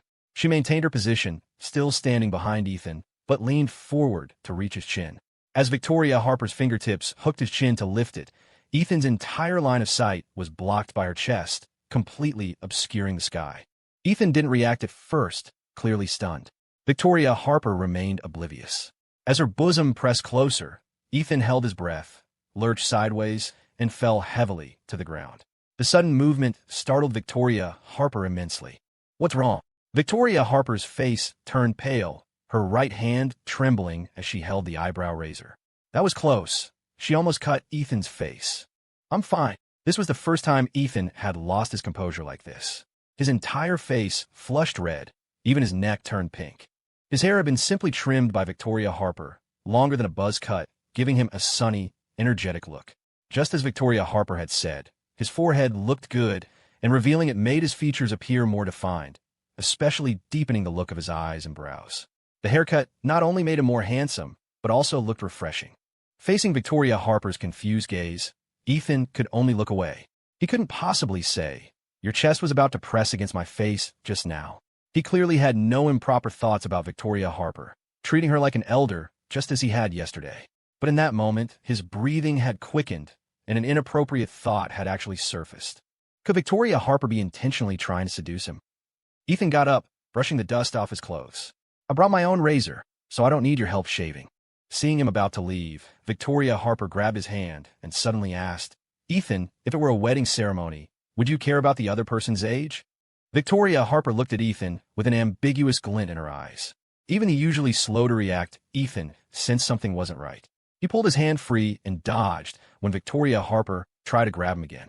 "I would. Just like you don't like younger guys, I don't like older women, whether they're like older sisters or like Aunt Margaret." Victoria Harper's expression froze, her grip tightening on the eyebrow razor. After speaking, Ethan quickly returned to his room. He admitted he was fleeing. Just now, he had sensed danger. Once away from Victoria Harper, Ethan's mind gradually cleared, and his heart rate returned to normal. He touched his hair, then removed the plastic bag tied around his neck. "Looks like I'll have to keep my distance from Victoria Harper from now on." When Ethan came out after shaving, all the other guests were up. Grace Parker had made a large pot of oatmeal with bacon bits, along with coleslaw. Everyone who tried it praised it. "Ethan, we were waiting for you. Come sit down and eat." Logan Prescott called Ethan over. As Ethan approached, Logan took a closer look. "Hey, your hairstyle changed?" "Yeah, this cut makes you look much sharper." "Ethan, this hairstyle really suits you." "Very handsome." Logan Prescott and Christopher Foster chimed in with compliments. Olivia Bennett didn't say anything, but she kept looking at Ethan, her gaze not leaving him even after he walked closer. People say a new hairstyle can change a person. Olivia Bennett had seen plenty of handsome men during her time in a girl group. Ethan hadn't ranked high on her list. That's why she couldn't understand what Amelia Harper saw in him when their marriage alliance was arranged. Looking now, Ethan did have some appeal. Previously, he just hadn't found the right style. Acting as if nothing had happened, Victoria Harper looked at Ethan's hair and teased, "I cut it. How is it? Not bad skills, right?" Logan Prescott gave her a thumbs up. "You could open a barber shop. Who knows how long we'll be staying here?" If my hair gets long, can I ask you to cut it?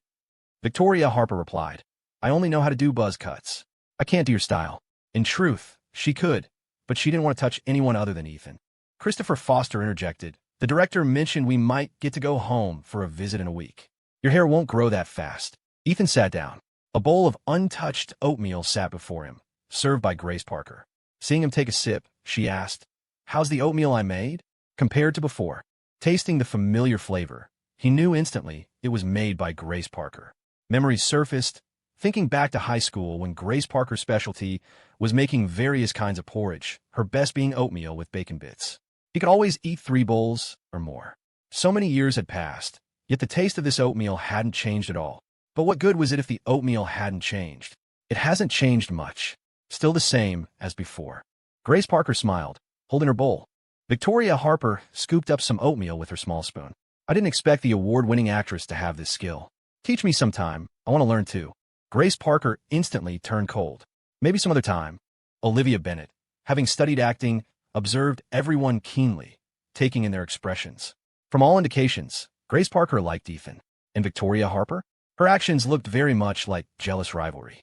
Olivia Bennet silently ate her oatmeal, her good mood suddenly sinking. Turns out quite a few people liked Ethan. She wondered how Amelia Harper would react if she saw this. The director announced today's task, helping the elderly in the Oak Ridge community. Oak Ridge community had many elderly residents living alone. Children moved away, spouses passed on, leaving them guarding old houses alone, standing at doorways waiting from dawn till dusk. As Ethan accepted the task sheet, the director suddenly patted his shoulder. Ethan, focus on your work. Don't overthink other things, and don't pay attention to what people say. Ethan looked bewildered. He didn't know the director was giving him preemptive psychological preparation. The director couldn't hide the online situation forever. Ethan would find out eventually. The director then addressed everyone. Just a reminder, tonight we'll release the DM matches. Think carefully about who you want to send yours to. Don't miss your chance. The guests split up to head out. Along the way, people greeted Ethan. In just 2 or 3 days, Ethan had already built a good rapport with the people of Oak Ridge community. There wasn't much entertainment in Oak Ridge. People liked gathering to chat or play cards. When Ethan had free time, he would join them, and back and forth, he got familiar with everyone, especially popular with the grandpas and grandmas at the Silver Fox Club. Ethan, where are you headed? I'm going to Uncle Miller's place. Uncle Miller's up on hill, just keep going up. He's home alone. Okay, thank you, Mr. Smith. No problem. When you're done, let's go fishing this afternoon. We'll see. Uncle Miller's house was quite messy. After greeting him, Ethan helped tidy up the rooms, cleaning inside and out. Knowing Uncle Miller had stomach problems, Ethan steamed a large batch of buns for him. He wrapped the uneaten buns in plastic wrap and put them in the freezer, instructing him to steam them when he wanted to eat. After steaming, roasting them briefly over a fire could effectively alleviate stomach ailments. Besides stomach issues, Uncle Miller also had chronic arthritis, which pained him at night. Ethan squatted on the floor and massaged his legs. You seem very skilled at taking care of people, Uncle Miller remarked. He had a slightly cranky temper and hadn't taken to Ethan initially. But Ethan was meticulous and efficient, and very patient with him. So Uncle Miller gradually let go of his prejudice. He even thought, if only Ethan were my son. Grandma Miller used to have frequent leg pain, so I specifically learned relevant care, maintenance, and massage techniques. Besides being related to caring for Grandma Miller, the biggest reason was himself. In his past life, Ethan had injured his leg, and as he got older, he suffered from constant leg pain, especially on rainy days. After finishing the leg massage for Uncle Miller, Ethan noticed the kitchen was low on firewood, so he grabbed the hatchet and went to chop some more. Uncle Miller called him over to rest. You've been busy almost all day? Sit down and rest for a bit. It's okay, I'm not tired. Ethan did whatever he could. The old man wasn't in good health, and he didn't have anyone around to look after him. Once Ethan left this time, he didn't know when he'd be able to see him again. When asked about his family, Uncle Miller was reluctant to say much, just mentioning they were working jobs out of town, and he barely saw them all year round. The last time was 2 years ago. His memory wasn't great, and he'd almost forgotten what his grandson looked like. The next time he saw them, he said, might be the day he died. Uncle Miller's pessimistic words struck a chord with many. They say you raised children to support you in old age, but where was the support? Ethan's Twitch chat was getting rowdy. Some accused him of being fake and putting on a show, while others were cursing him out. Because the insults were so vulgar, the chat received multiple warnings, and the director eventually just disabled the live comments. Uncle Miller only had homegrown vegetables. He picked a lot for Ethan to take back. Ethan couldn't refuse, so he just took a few. Uncle Miller, I'm heading back now. I'll come see you again when I have time. Thank you for today. It's no problem. I'll be staying around here for a few more days. Just call me if you need anything. Watching the various Twitch streams, it was clear Ethan was doing the most work. You could clearly tell his concern for the old man was genuine. Viewers who couldn't post live comments started trending hashtags on Twitter or spammed the chats on other contestants' Twitch streams. Might as well call this show the Ethan Show. I don't get why the production crew invited someone like Ethan. He's such a show-off. The way he acts around the old man looks so fake. He seems warm enough to outsiders, so why doesn't he show any concern for his own parents? I heard Ethan's had a bad character since he was a kid. His parents poured resources into him. But not only was he ungrateful, he constantly tarnished the Johnson family name with his behavior. Utterly morally corrupt. No wonder his parents disowned him. What parents wouldn't love their child? If they cut ties with him, it must be his fault. Since Ethan took over Johnson Group, it's lost $100 million. Mountains of gold wouldn't be enough for him to squander. I can't imagine how much Amelia would have suffered if she married him. Good thing William came back and took her away. William and Amelia are the real deal. How do you explain Amelia secretly calling Olivia Bennet to ask Ethan about his ex? What's to explain? Amelia's participating from the observation lounge, watching the stream with us. Having her call Olivia to ask questions is just a script arranged by the production crew. I feel like Ethan is genuinely caring towards the old man.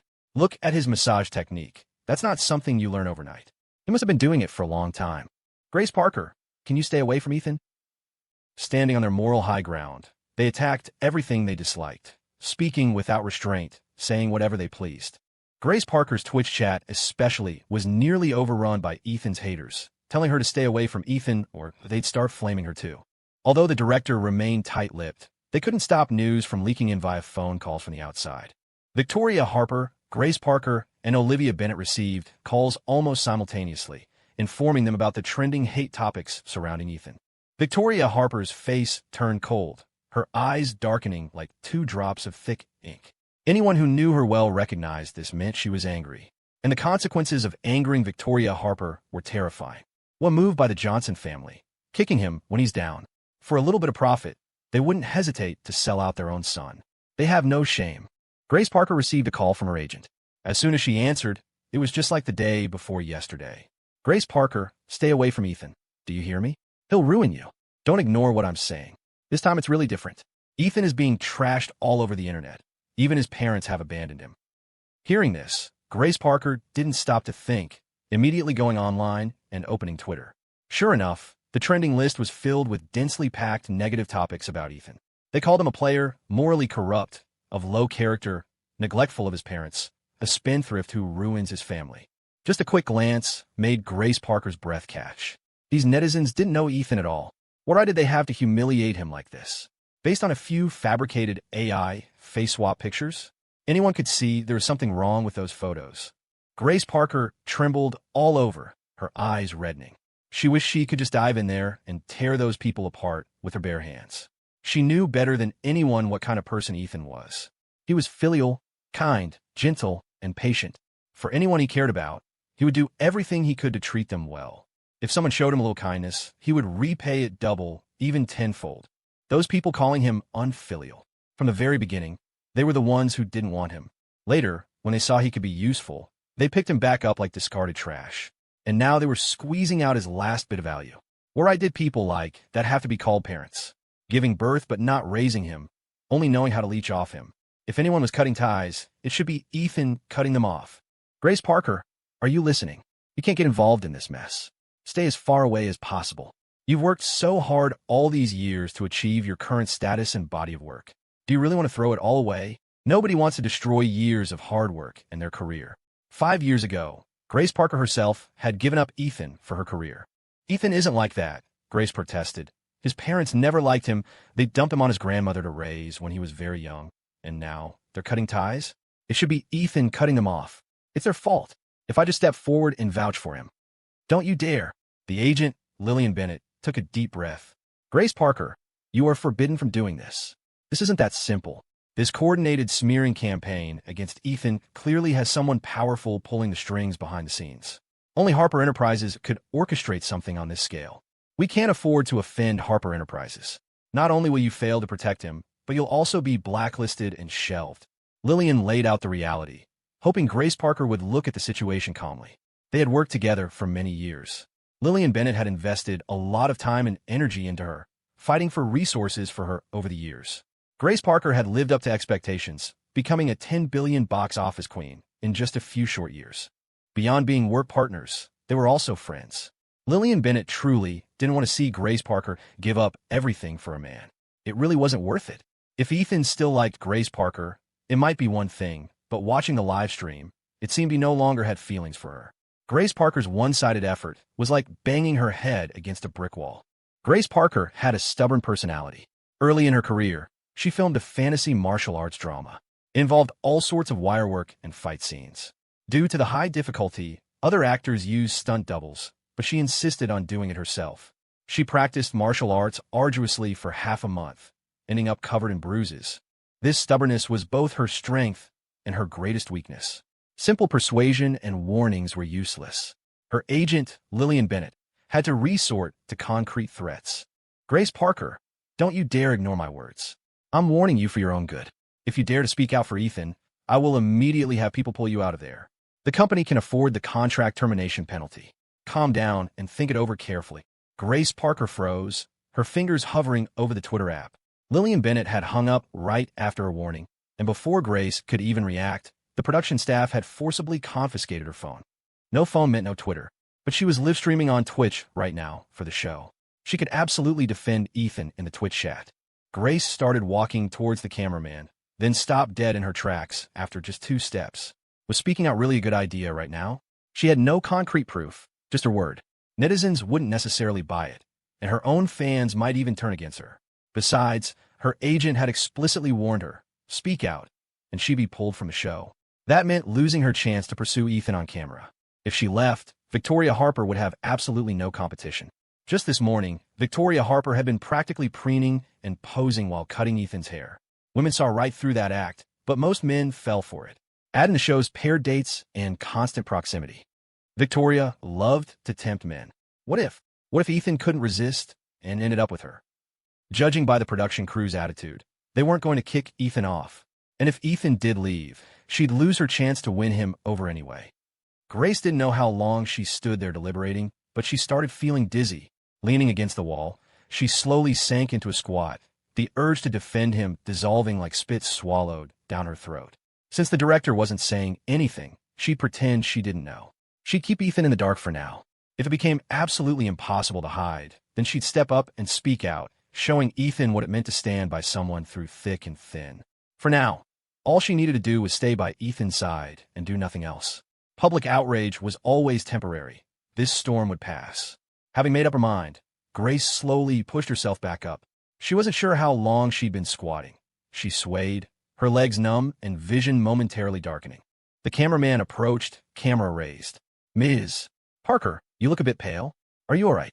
Grace had already composed herself, adopting an air of perfect normalcy. I'm fine. Let's go. In the live comments, viewers were buzzing with curiosity about who had called Grace and whether she already knew about the Twitter trends. Was that her agent calling? Telling her about the Twitter trends? If Grace Parker really cares about her fans' opinions, she should distance herself from Ethan now. Judging by her expression, it looked like an unimportant call. No reaction on her face at all. Could Grace Parker still not know about Ethan's scandal? I'm scared she's going to get hurt. Can someone please tell her to stay away from that scumbag Ethan? Olivia Bennett was the last to find out about the trending topics. Everyone else had obediently handed over their phones, and so had she. But she had secretly brought a smartwatch. Not only could it make calls, but it could also access the internet and check trending topics. Olivia had her moments of cleverness. To avoid detection by the staff, she had tucked the smartwatch into her bra on the first day. Since she had her own room, the watch had remained undiscovered. Every night, she would sneak a peek at the online buzz. The discussion about her online wasn't very high. Clearly, those netizens had no taste. Seeing that most people seemed to be shipping her and Christopher, she had decided to play along for the fans these past 2 days, interacting with Christopher more and putting on a show for their CP. Tonight, they were supposed to send heart signal texts, messages indicating interest. Olivia wanted to double-check if the netizens were still supporting her and Christopher. Her need to reconfirm stemmed from her hesitation, a hesitation fueled by frequent, intrusive thoughts of Ethan. Olivia opened Twitter on her watch. Aside from a small screen, it had full functionality. The moment she logged in, she was hit with the trending topics about Ethan. She blinked. If there was one person on this show with the highest discussion rate, it was undeniably Ethan. Unlike the other contestants, his fame came entirely from being flamed online. Olivia had assumed it was the same old trivial complaints, but this time was different. There were 10 separate trending topics about Ethan alone, each with scorching hot engagement. The most prominent accusation screamed, Ethan was a simp. He had frequented nightclubs multiple times while dating Amelia. He cheated, juggling multiple women. That was supposedly why Amelia had jilted him at their engagement party. Ethan's character was so rotten that even his own parents had disowned him, kicking him out of the Johnson family. From now on, Ethan was just an ordinary person, no longer the young master of the Johnson family, stripped of his background, status, and, most importantly, his money. She recognized every word, but strung together, they made no sense. Ethan cheated multiple times while dating Amelia. Ethan was kicked out of the Johnson family. Olivia didn't know the details of how Ethan became estranged from the Johnsons, but she knew for a fact he hadn't cheated on Amelia during their relationship. He hadn't frequented nightclubs or fooled around. The one time he'd set foot in a nightclub was to look for Amelia. Olivia stared at the grainy, secretly taken photo of Ethan in a club circulating online. She remembered that night vividly. She and Amelia had booked a private room at a club with friends, playing truth or dare. Amelia lost a round, and someone dared her to text Ethan, telling him to come find her at a nightclub. No specific location given. Then she had to turn off her phone immediately after sending the text to see how long it would take Ethan to find her. Rosewood City had countless nightclubs and bars. That night, Ethan had practically sprinted through all of them. When he finally found Amelia, breathless and frantic, they were just leaving after finishing their game. Ethan had looked utterly wretched. Hair messy, collar askew, shirt soaked with sweat. His pale face made the bloodshot rims of his eyes stand out starkly. The look he gave Amelia was filled with sheer worry and panic. Imagine, your girlfriend texts you from a nightclub, then her phone goes dead. Ethan couldn't reach her or any of her friends. He'd broken out in a cold sweat, terrified something had happened to Amelia. He hadn't dared to stop searching, running halfway across the city before finally calling the police. When he finally found her, safe and sound, he was met not with relief or apology, but with a chorus of mockery from the group. Wow, Ethan, didn't know you were such a simp. Seriously, what a simp. Look at him, like an exhausted dog, panting with its tongue out. How long did it take you, Ethan? It's been 2 hours since she texted. You're way too slow. Guess you don't know Amelia well enough. So dumb. One after another, they belittled Ethan. Olivia admitted, shamefully, that she had chimed in with a jeer too. She couldn't even remember what she'd said, but she vividly remembered Ethan forcing a smile and saying, his voice strained, "Thank God you're okay." She wondered now if Amelia had felt even a flicker of emotion back then. After all, even she, an outsider, had been moved by his desperate relief. And now, netizens were using photos from that night to shame Ethan, claiming he spent his days hopping between clubs. That's not what happened. Amelia knew the truth, too. Why hadn't she said anything to defend him? It would only take a few words. Or was Amelia the one spreading these rumors? Anyone in their circle, forget friends, anyone who even knew Amelia Harper and Ethan, knew just how much Ethan had simped for Amelia over the past 3 years. No matter what, he was always there at her beck and call. He never lost his temper with her while they were dating, and after they moved in together, he became the perfect homemaker. Laundry, cooking, cleaning. He handled literally everything. Amelia was notoriously high maintenance. If Ethan hadn't been so accommodating, she would have dumped him long ago. Accusations like him being a club-hopping scumbag, cheating during their relationship, giving Amelia reason to doubt his fidelity, or giving her the cold shoulder. It was all utter nonsense. It was normal for netizens not to know the truth, but how could Amelia not know? Even Olivia Bennett, who had never particularly liked Ethan, found this wave of online hate baffling and felt indignant about it. Why wasn't Amelia going online to clarify things? Did she really not care about Ethan at all? But just last night, during that adrenaline bonding thing, she'd specifically called Olivia to ask Ethan those questions. Olivia Bennett bit her finger, checking her watch. The things people were saying online were truly vile. Her eyes were starting to hurt from reading it all. She stood up and called Amelia Harper. She wasn't sure if Amelia would even pick up right now, just as she thought that the call connected. "Hello. Amelia, it's Olivia Bennett." Olivia said immediately. "Aren't you filming the show? Where did you get a phone to call me?" "A stuck in a watch phone. Don't tell anyone." "Amelia, I saw the Twitter trends. Ethan's getting dragged online by everyone. All that baseless stuff. Shouldn't you help him explain? I think netizens would listen to you. Amelia Harper asked. What's going on online? Could Amelia really not know? Olivia stressed. They're saying he was hitting clubs and cheating while he was with you. He was really good to you when you were together. Everyone knows he was a total simp. How could he possibly cheat and do those things? Amelia Harper was silent for a moment. Are you worried about Ethan? What does his business have to do with you? Why are you so concerned? The rapid-fire questions stunned Olivia. Don't you care about Ethan? Amelia Harper scoffed. Why would I care about him? But last night you called me and had me ask him for you. I don't want to talk about last night again. Asking you to help me ask those things was just part of the script the production crew arranged.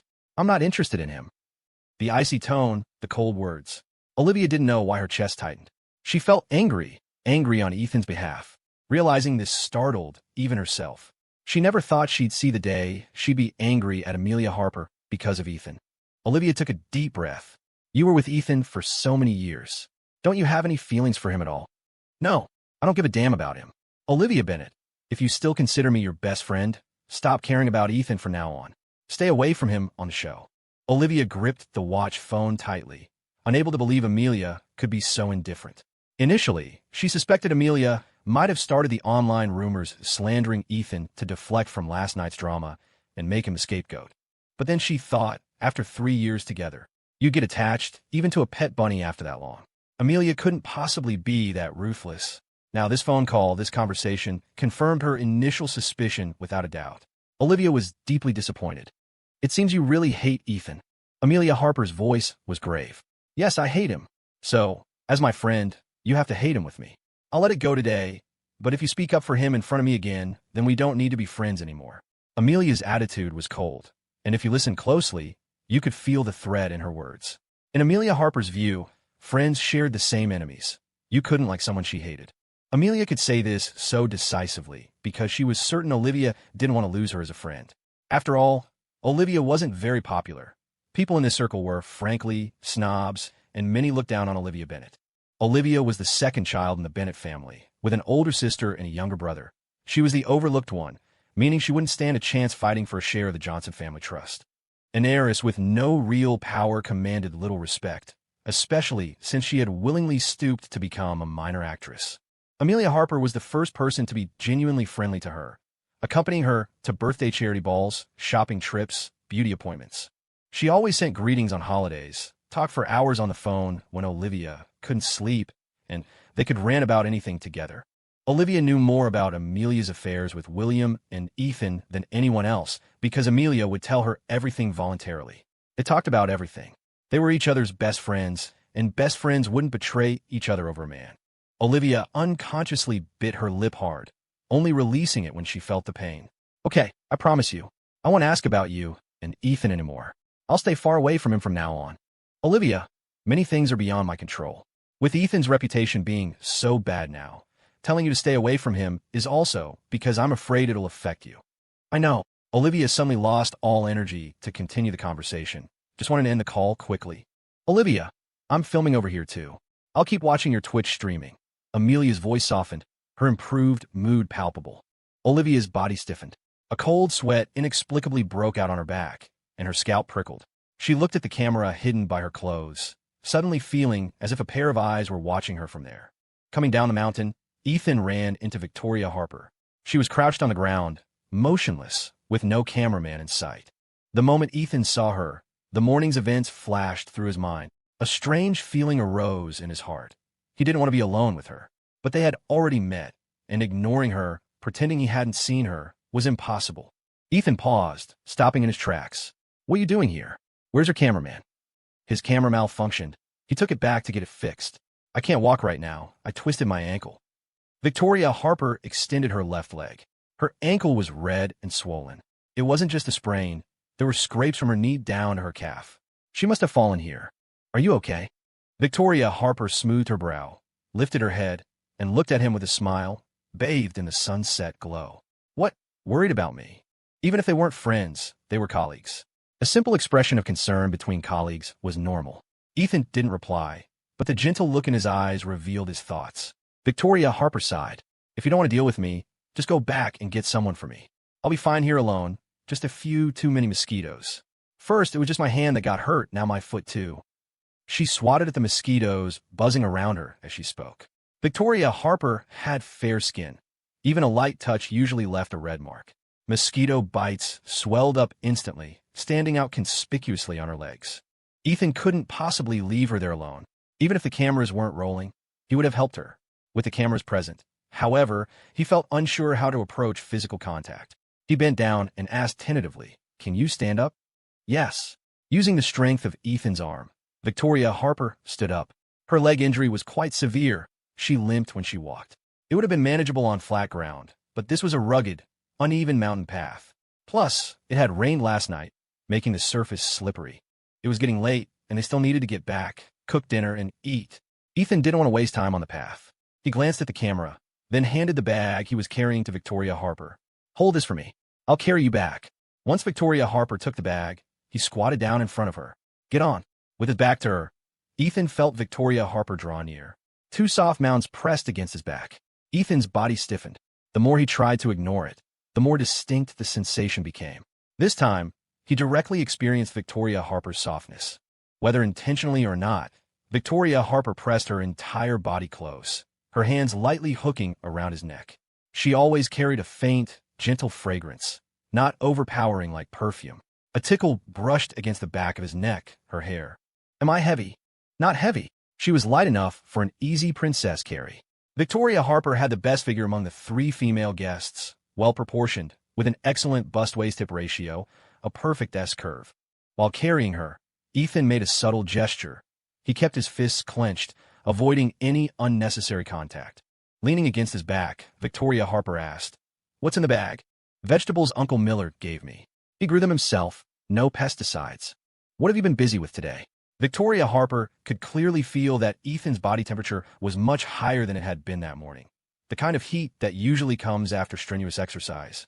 The muscles in his arms were rock hard, veins bulging as if pumped full of blood. "Chopped some firewood, did housework, cooked." "You did that much?" Victoria Harper rested her chin on his shoulder and said suddenly, suggestively, "It's good to be young, full of boundless energy." Ethan's body tensed. If he hadn't been clenching his fists tightly, he might have almost dropped her. This wasn't the first time Victoria Harper had found an opportunity to tease him, making people mistakenly think she liked him. Ethan had always dismissed it as his imagination, but her words and actions repeatedly contradicted that. He found her increasingly hard to figure out. Avoiding the microphone, Victoria Harper asked in a low voice, "Who are you sending the adrenaline bonding message to tonight?" Ethan remained silent, like a walking block of wood. She knew he wouldn't answer. Victoria Harper sighed. She had also had a busy day, helping look after children and tutor them. It was during this time she saw the Twitter trends online.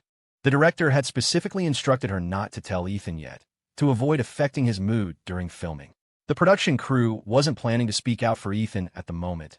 Free publicity was still publicity, even negative attention. Infamy was still fame. The director also firmly believed in the principle of not getting trapped in self-defense. The burden of proof lies with the accuser. Those baseless AI-generated images online would be exposed sooner or later. What they needed to do was capture Ethan's truest side, highlight his positive qualities, give the audience the most direct impression, and hopefully change their perception of him. You can't pretend to be a good person forever. Who could keep up the act without slipping up? The filming period wasn't long, but in these 3 days, the production crew felt Ethan was a hidden gem, well worth exploring. He treated others gently and politely, knew how to cook, focused on solving problems when faced with difficulties, never complained or grumbled. He came across as a calm, composed, and very positive young man. He cooked well and was good at housework too. He showed genuine respect and care for the elderly. Like today, he not only helped Uncle Miller chop firewood and cook, but also gave him a bath and trimmed his nails. If it were them taking care of the elderly, they definitely couldn't have been so thorough. It was precisely because of his dedication to the elderly that online opinions had started to improve, with people beginning to question if someone was intentionally slandering Ethan with rumors. This was a good thing, something the production crew wanted to see. Victoria Harper disagreed with the production crew. They didn't want to speak out because it seemed troublesome and they were afraid of offending Harper Enterprises. But she wasn't afraid. She couldn't just stand by and do nothing while people attacked Ethan online. Therefore, Victoria Harper had secretly contacted employees under her name to find evidence and post it online. Ethan's life was straightforward, his background easy to investigate. Ethan didn't need to know about the online drama or worry about it, because she would handle all the trouble for him. When the time was right, she would get a lawyer, inform him, and they would sue those who needed suing. Ideally, they'd make every single person who spread baseless rumors face the consequences, especially Amelia Harper. Victoria Harper stared at the birthmark on Ethan's neck. My beloved just needs to be happy. Someone will be there to protect him from behind the scenes, ensuring his peace. To avoid misunderstandings, Ethan put Victoria Harper down as soon as they reached the courtyard, then helped her inside. Christopher, being sharp-eyed, was the first to notice. Victoria Harper, what happened to your leg? I accidentally fell on the path. It's nothing serious, just need some antiseptic. Logan also came over upon hearing the commotion. It looks quite serious. There's a first aid kit inside. You should treat it. Ethan helped Victoria Harper inside to sit down and found the first aid kit. Grace Parker saw this and immediately took it. I'll help her clean the wound. You go check on the kitchen. It's Olivia Bennett and Christopher's turn to cook today, and they don't know how. Okay, this suited Ethan perfectly. Grace Parker glanced at Ethan, but this time, instead of clinging to him as usual, she quickly looked away. Victoria Harper noticed this behavior. She calmly observed Grace, sensing that today, Grace Parker seemed a bit guilty or unsure of herself when facing Ethan. Victoria Harper didn't let Grace Parker treat her wound. It's just a small injury. I can do it myself. Hearing this, Grace Parker handed the cotton swab to Victoria Harper. Victoria Harper didn't use iodine, but an antiseptic solution, which stung the wound more. With Ethan not around, she couldn't be bothered to pretend to be delicate. She wasn't afraid of pain. Sometimes, she even enjoyed the stimulation it brought to her senses. An injury like this was nothing to her. Growing up, much worse injuries happened often. Ethan entered the kitchen. Olivia Bennett was sitting and tending the fire. When she saw Ethan, she also quickly averted her gaze, pressing her lips together silently, blatantly ignoring him. She hadn't been like this in the morning. Had he somehow offended her? Ethan didn't try to initiate conversation, adhering to the principle of avoiding complications. Christopher had already prepared the ingredients and was just waiting for him to stir-fry. Make the fire bigger. These dishes need to be stir-fried over high heat to taste good. Olivia Bennett still didn't respond, but she did add more firewood to the cast-iron stove. Ethan added, "Step back a bit. Be careful, the oil might splash and burn you."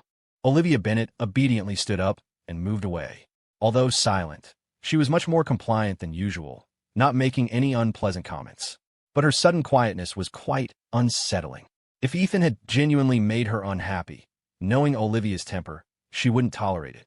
She would start cursing directly, roll her eyes without caring about her image, and completely ignore his words, certainly not follow his instructions. Since the problem didn't seem to be with him, what could have happened to make Olivia Bennett act like this? Everyone was exhausted that day, not even in the mood for conversation. The atmosphere was strange, especially during dinner. Olivia Bennett, usually the chatterbox, was quiet and noticeably distant towards Ethan. No matter what he said, she ignored him, almost like she was avoiding him. Grace Parker was acting odd too, her eyes flickering, hesitating as if she wanted to say something but held back, clearly hiding something on her mind. Dinner finished after 8. They took turns showering and doing laundry. Ethan was last. Grace Parker was washing clothes in the courtyard. The directors had already retired for the night, so there were no cameras following them. Seeing Ethan emerge from the shower, Grace Parker called out to him, "Ethan, my mom said she misses you. She asked if you have time to visit her. She wants to make you clam chowder." Ethan hadn't been back much since returning to the Johnson family. Grace Parker's sudden mention brought back memories of frequently visiting her house as a child. Aunt Linda had always been incredibly kind to him, always having Grace bring him treats. She had even attended a parent-teacher conference for him once. "Once the show's finished recording, I'll go visit Aunt Linda," Ethan replied. Seeing Ethan still remembered her mother gave Grace Parker a bit more confidence. "Who are you sending tonight's heart signal text to?" "The show rules say we can't tell." "Will you send it to me then? Give me a hint." "No hints. You'll know when the time comes."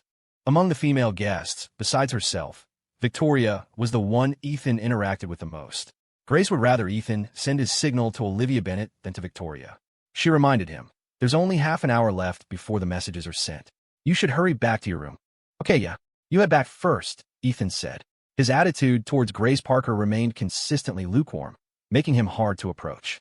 After taking a couple of steps, Grace suddenly stopped, turned around, and asked Ethan about those questions regarding your exes last night. "If it were me, how would you rate me? Is that important?" People you've broken up with are like strangers. Do you care what strangers think of you? Did you forget I'm an actress? Of course, actresses care what strangers think. Seeing this might be putting Ethan on the spot, Grace didn't push further. It's fine if you don't want to answer. I was just asking casually. She just couldn't accept it.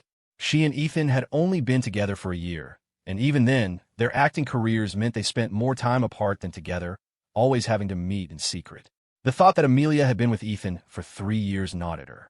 She couldn't blame anyone but herself for the choices she'd made back then. She had thought that once her career took off, she could win Ethan back, balancing career and love. But now, it was as if Ethan had completely forgotten her. She desperately wanted to prove herself superior to Amelia. Between the two exes, who remained unforgettable in his heart. A woman like Amelia didn't deserve Ethan's affection. She hadn't cherished him during their 3 years together and had even kicked him while he was down after the breakup. At 10 o'clock sharp, the directors distributed the phones. The guests returned to their rooms, cameras following closely. They had 10 minutes to send their texts before handing the phones back. As the texts were sent, the observation lounge geared up for the connection predictions. The rule this time was that each observer would use their own panel to draw the connections. Anyone who got all connections right would earn a diamond. It was an individual competition. While the 6 guests discussed amongst themselves, Amelia silently stared at the panel in her hands, her gaze uncontrollably drifting to Ethan's photo. Sophia Reynolds was the first to draw her lines, making a bold assumption. She connected all 3 female guests to Ethan. My gut feeling is that all 3 of them have feelings for Ethan. The younger guy, the childhood sweethearts, the bickering pair, they're all compelling ships. Logan Prescott will probably send his text to Grace Parker. He mentioned being her fan on day 1. Christopher Foster will undoubtedly pick Olivia Bennett. He's been so obvious. As for Ethan, I'm hesitant. Ugh, being too popular makes it difficult. Let's use elimination. He definitely won't pick anyone related to his exes, so that rules out Victoria and Olivia Bennett. He'll choose Grace Parker. The host, Liam Carter, also connected Grace Parker and Ethan. I agree. They've known each other since childhood, after all. Psychological profiler Nathaniel Ellis shook his head, disagreeing. I actually don't think Ethan will text Grace Parker. I've observed him consistently avoiding her. So between Victoria and Olivia Bennett, who will Ethan choose? Ethan's line was the hardest to predict. Everyone hesitated. William pondered for a moment. Let's go with Victoria. They've had the most interactions so far, and Victoria even cut his hair this morning. Just for that, I think he might send a thank you message. Award-winning actor Daniel Ford offered his perspective. Let's not overcomplicate things. The text doesn't necessarily have to be a confession of feelings. It could very well be a thank you note, just like William suggested. Sophia Reynolds turned to Amelia. We've been discussing this for ages. Amelia, who do you think Ethan will text? You've known him the longest. You should understand him well. Amelia replied, her face expressionless. Let's go with William's idea. Choose Victoria. Choose Victoria, because there's absolutely no chance of anything happening between Victoria and Ethan. What about the female guest choices? Sophia asked. Once she had a direction, Amelia connected the lines quickly. Everyone looked at her panel. Grace Parker and Logan Prescott were connected to each other. Victoria and Olivia Bennett both sent texts to Christopher Foster, and Christopher Foster sent his to Olivia Bennett. So no one chose Ethan? A cold sneer formed in Amelia's mind. His reputation is so bad right now. Who would pick him? Everyone else had the same realization. True. Ethan was currently labeled a simp, which would definitely affect things. Sophia Reynolds asked curiously, did Ethan really cheat on you when you were together? No comment. Sophia let out an audible scoff right to her face. What an act. She was certain Amelia had a hand in the recent wave of online hate directed at Ethan. Sophia didn't change her predictions. She put down her panel. Liam, let's reveal the results. The sooner we see them, the sooner we can clock off. All right. Liam Carter received the results video from the director. When the results were revealed, everyone's expressions changed. Not a single person had predicted correctly. The person whose face fell the hardest was Amelia. Grace Parker and Victoria had both sent their texts to Ethan. Olivia Bennett and Christopher Foster had sent texts to each other. Logan Prescott had sent his text to Grace Parker. And Ethan, he had actually sent his text to Olivia Bennett. Clatter. The pen fell from Amelia's hand. Her eyes widened in disbelief as she stared at the results. How could this be? Why would Victoria send a heart signal text to Ethan? Was she trying to mess with him, or was she deliberately going against her? And Grace Parker, as an actress, wasn't she afraid of losing fans, ruining her career, or being shelved by her company for sending Ethan a signal? And Ethan, Why did he text Olivia Bennet? Could it be that he actually liked her type?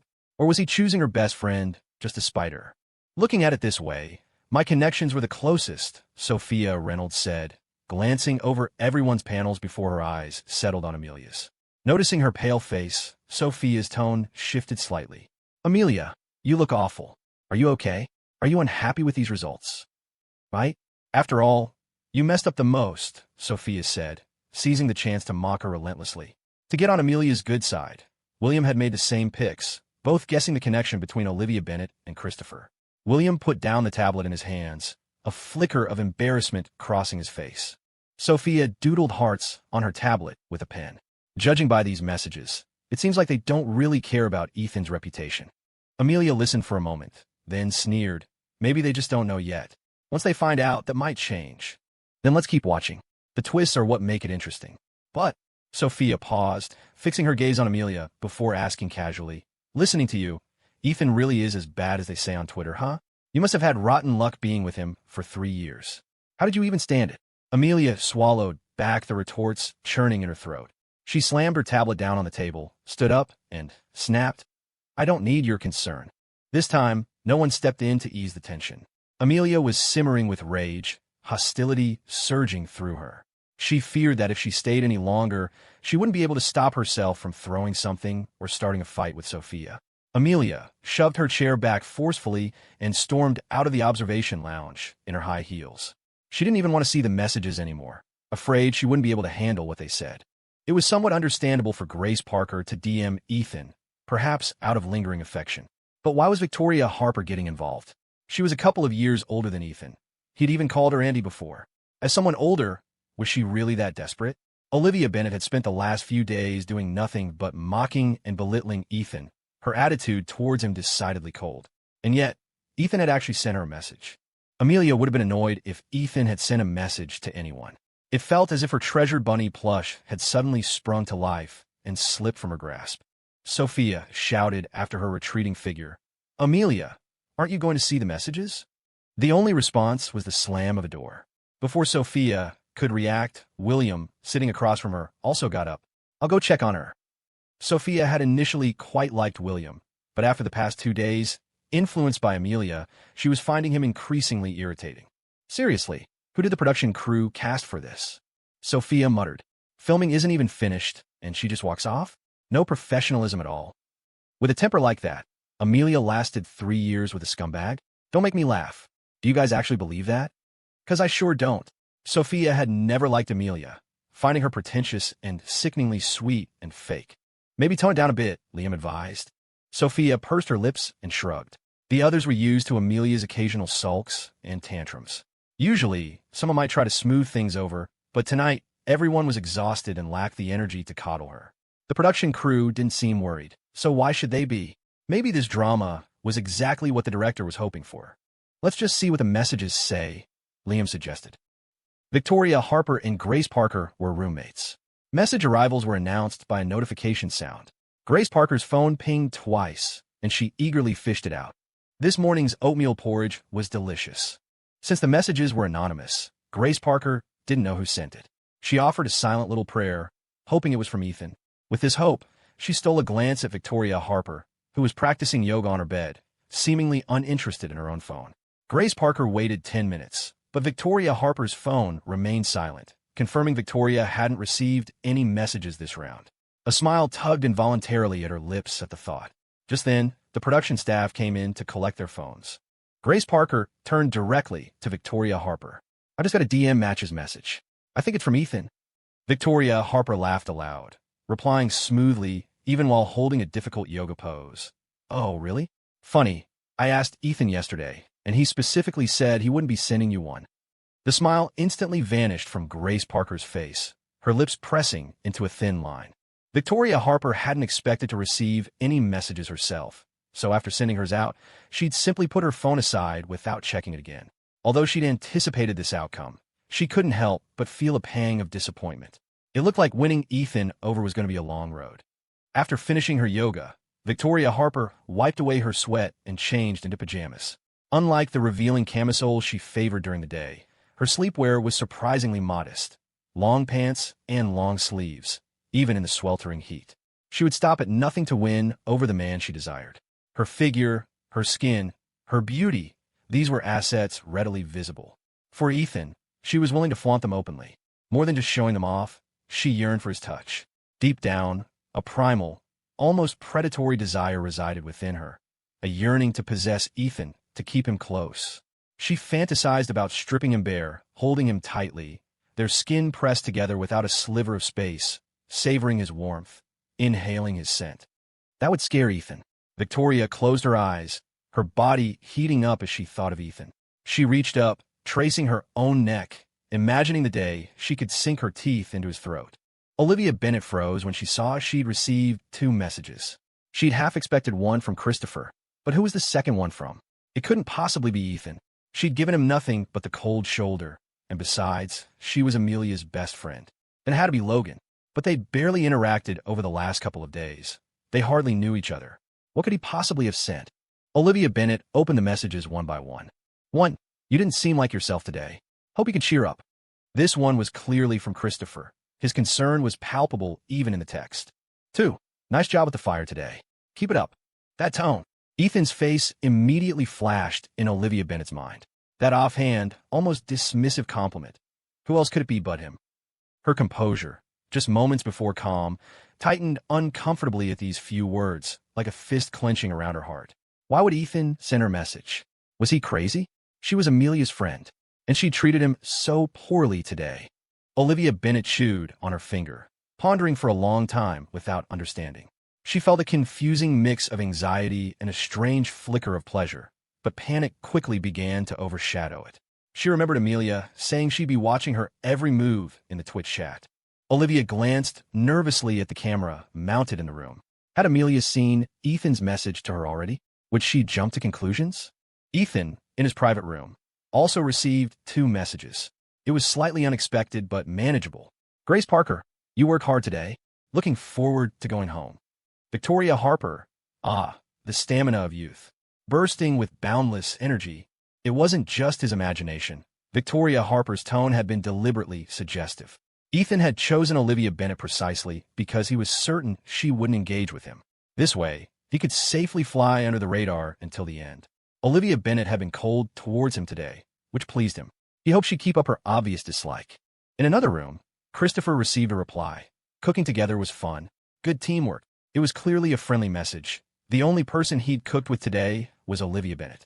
Christopher's focus had always been Olivia Bennet, so simply getting a reply from her made him incredibly happy. In his room, Logan received no messages. He sighed, putting his phone down with a dejected look. Seeing Logan's dejection, Christopher's brow twitched. If Logan hadn't received any messages, that could only mean Ethan had gotten both of the remaining ones.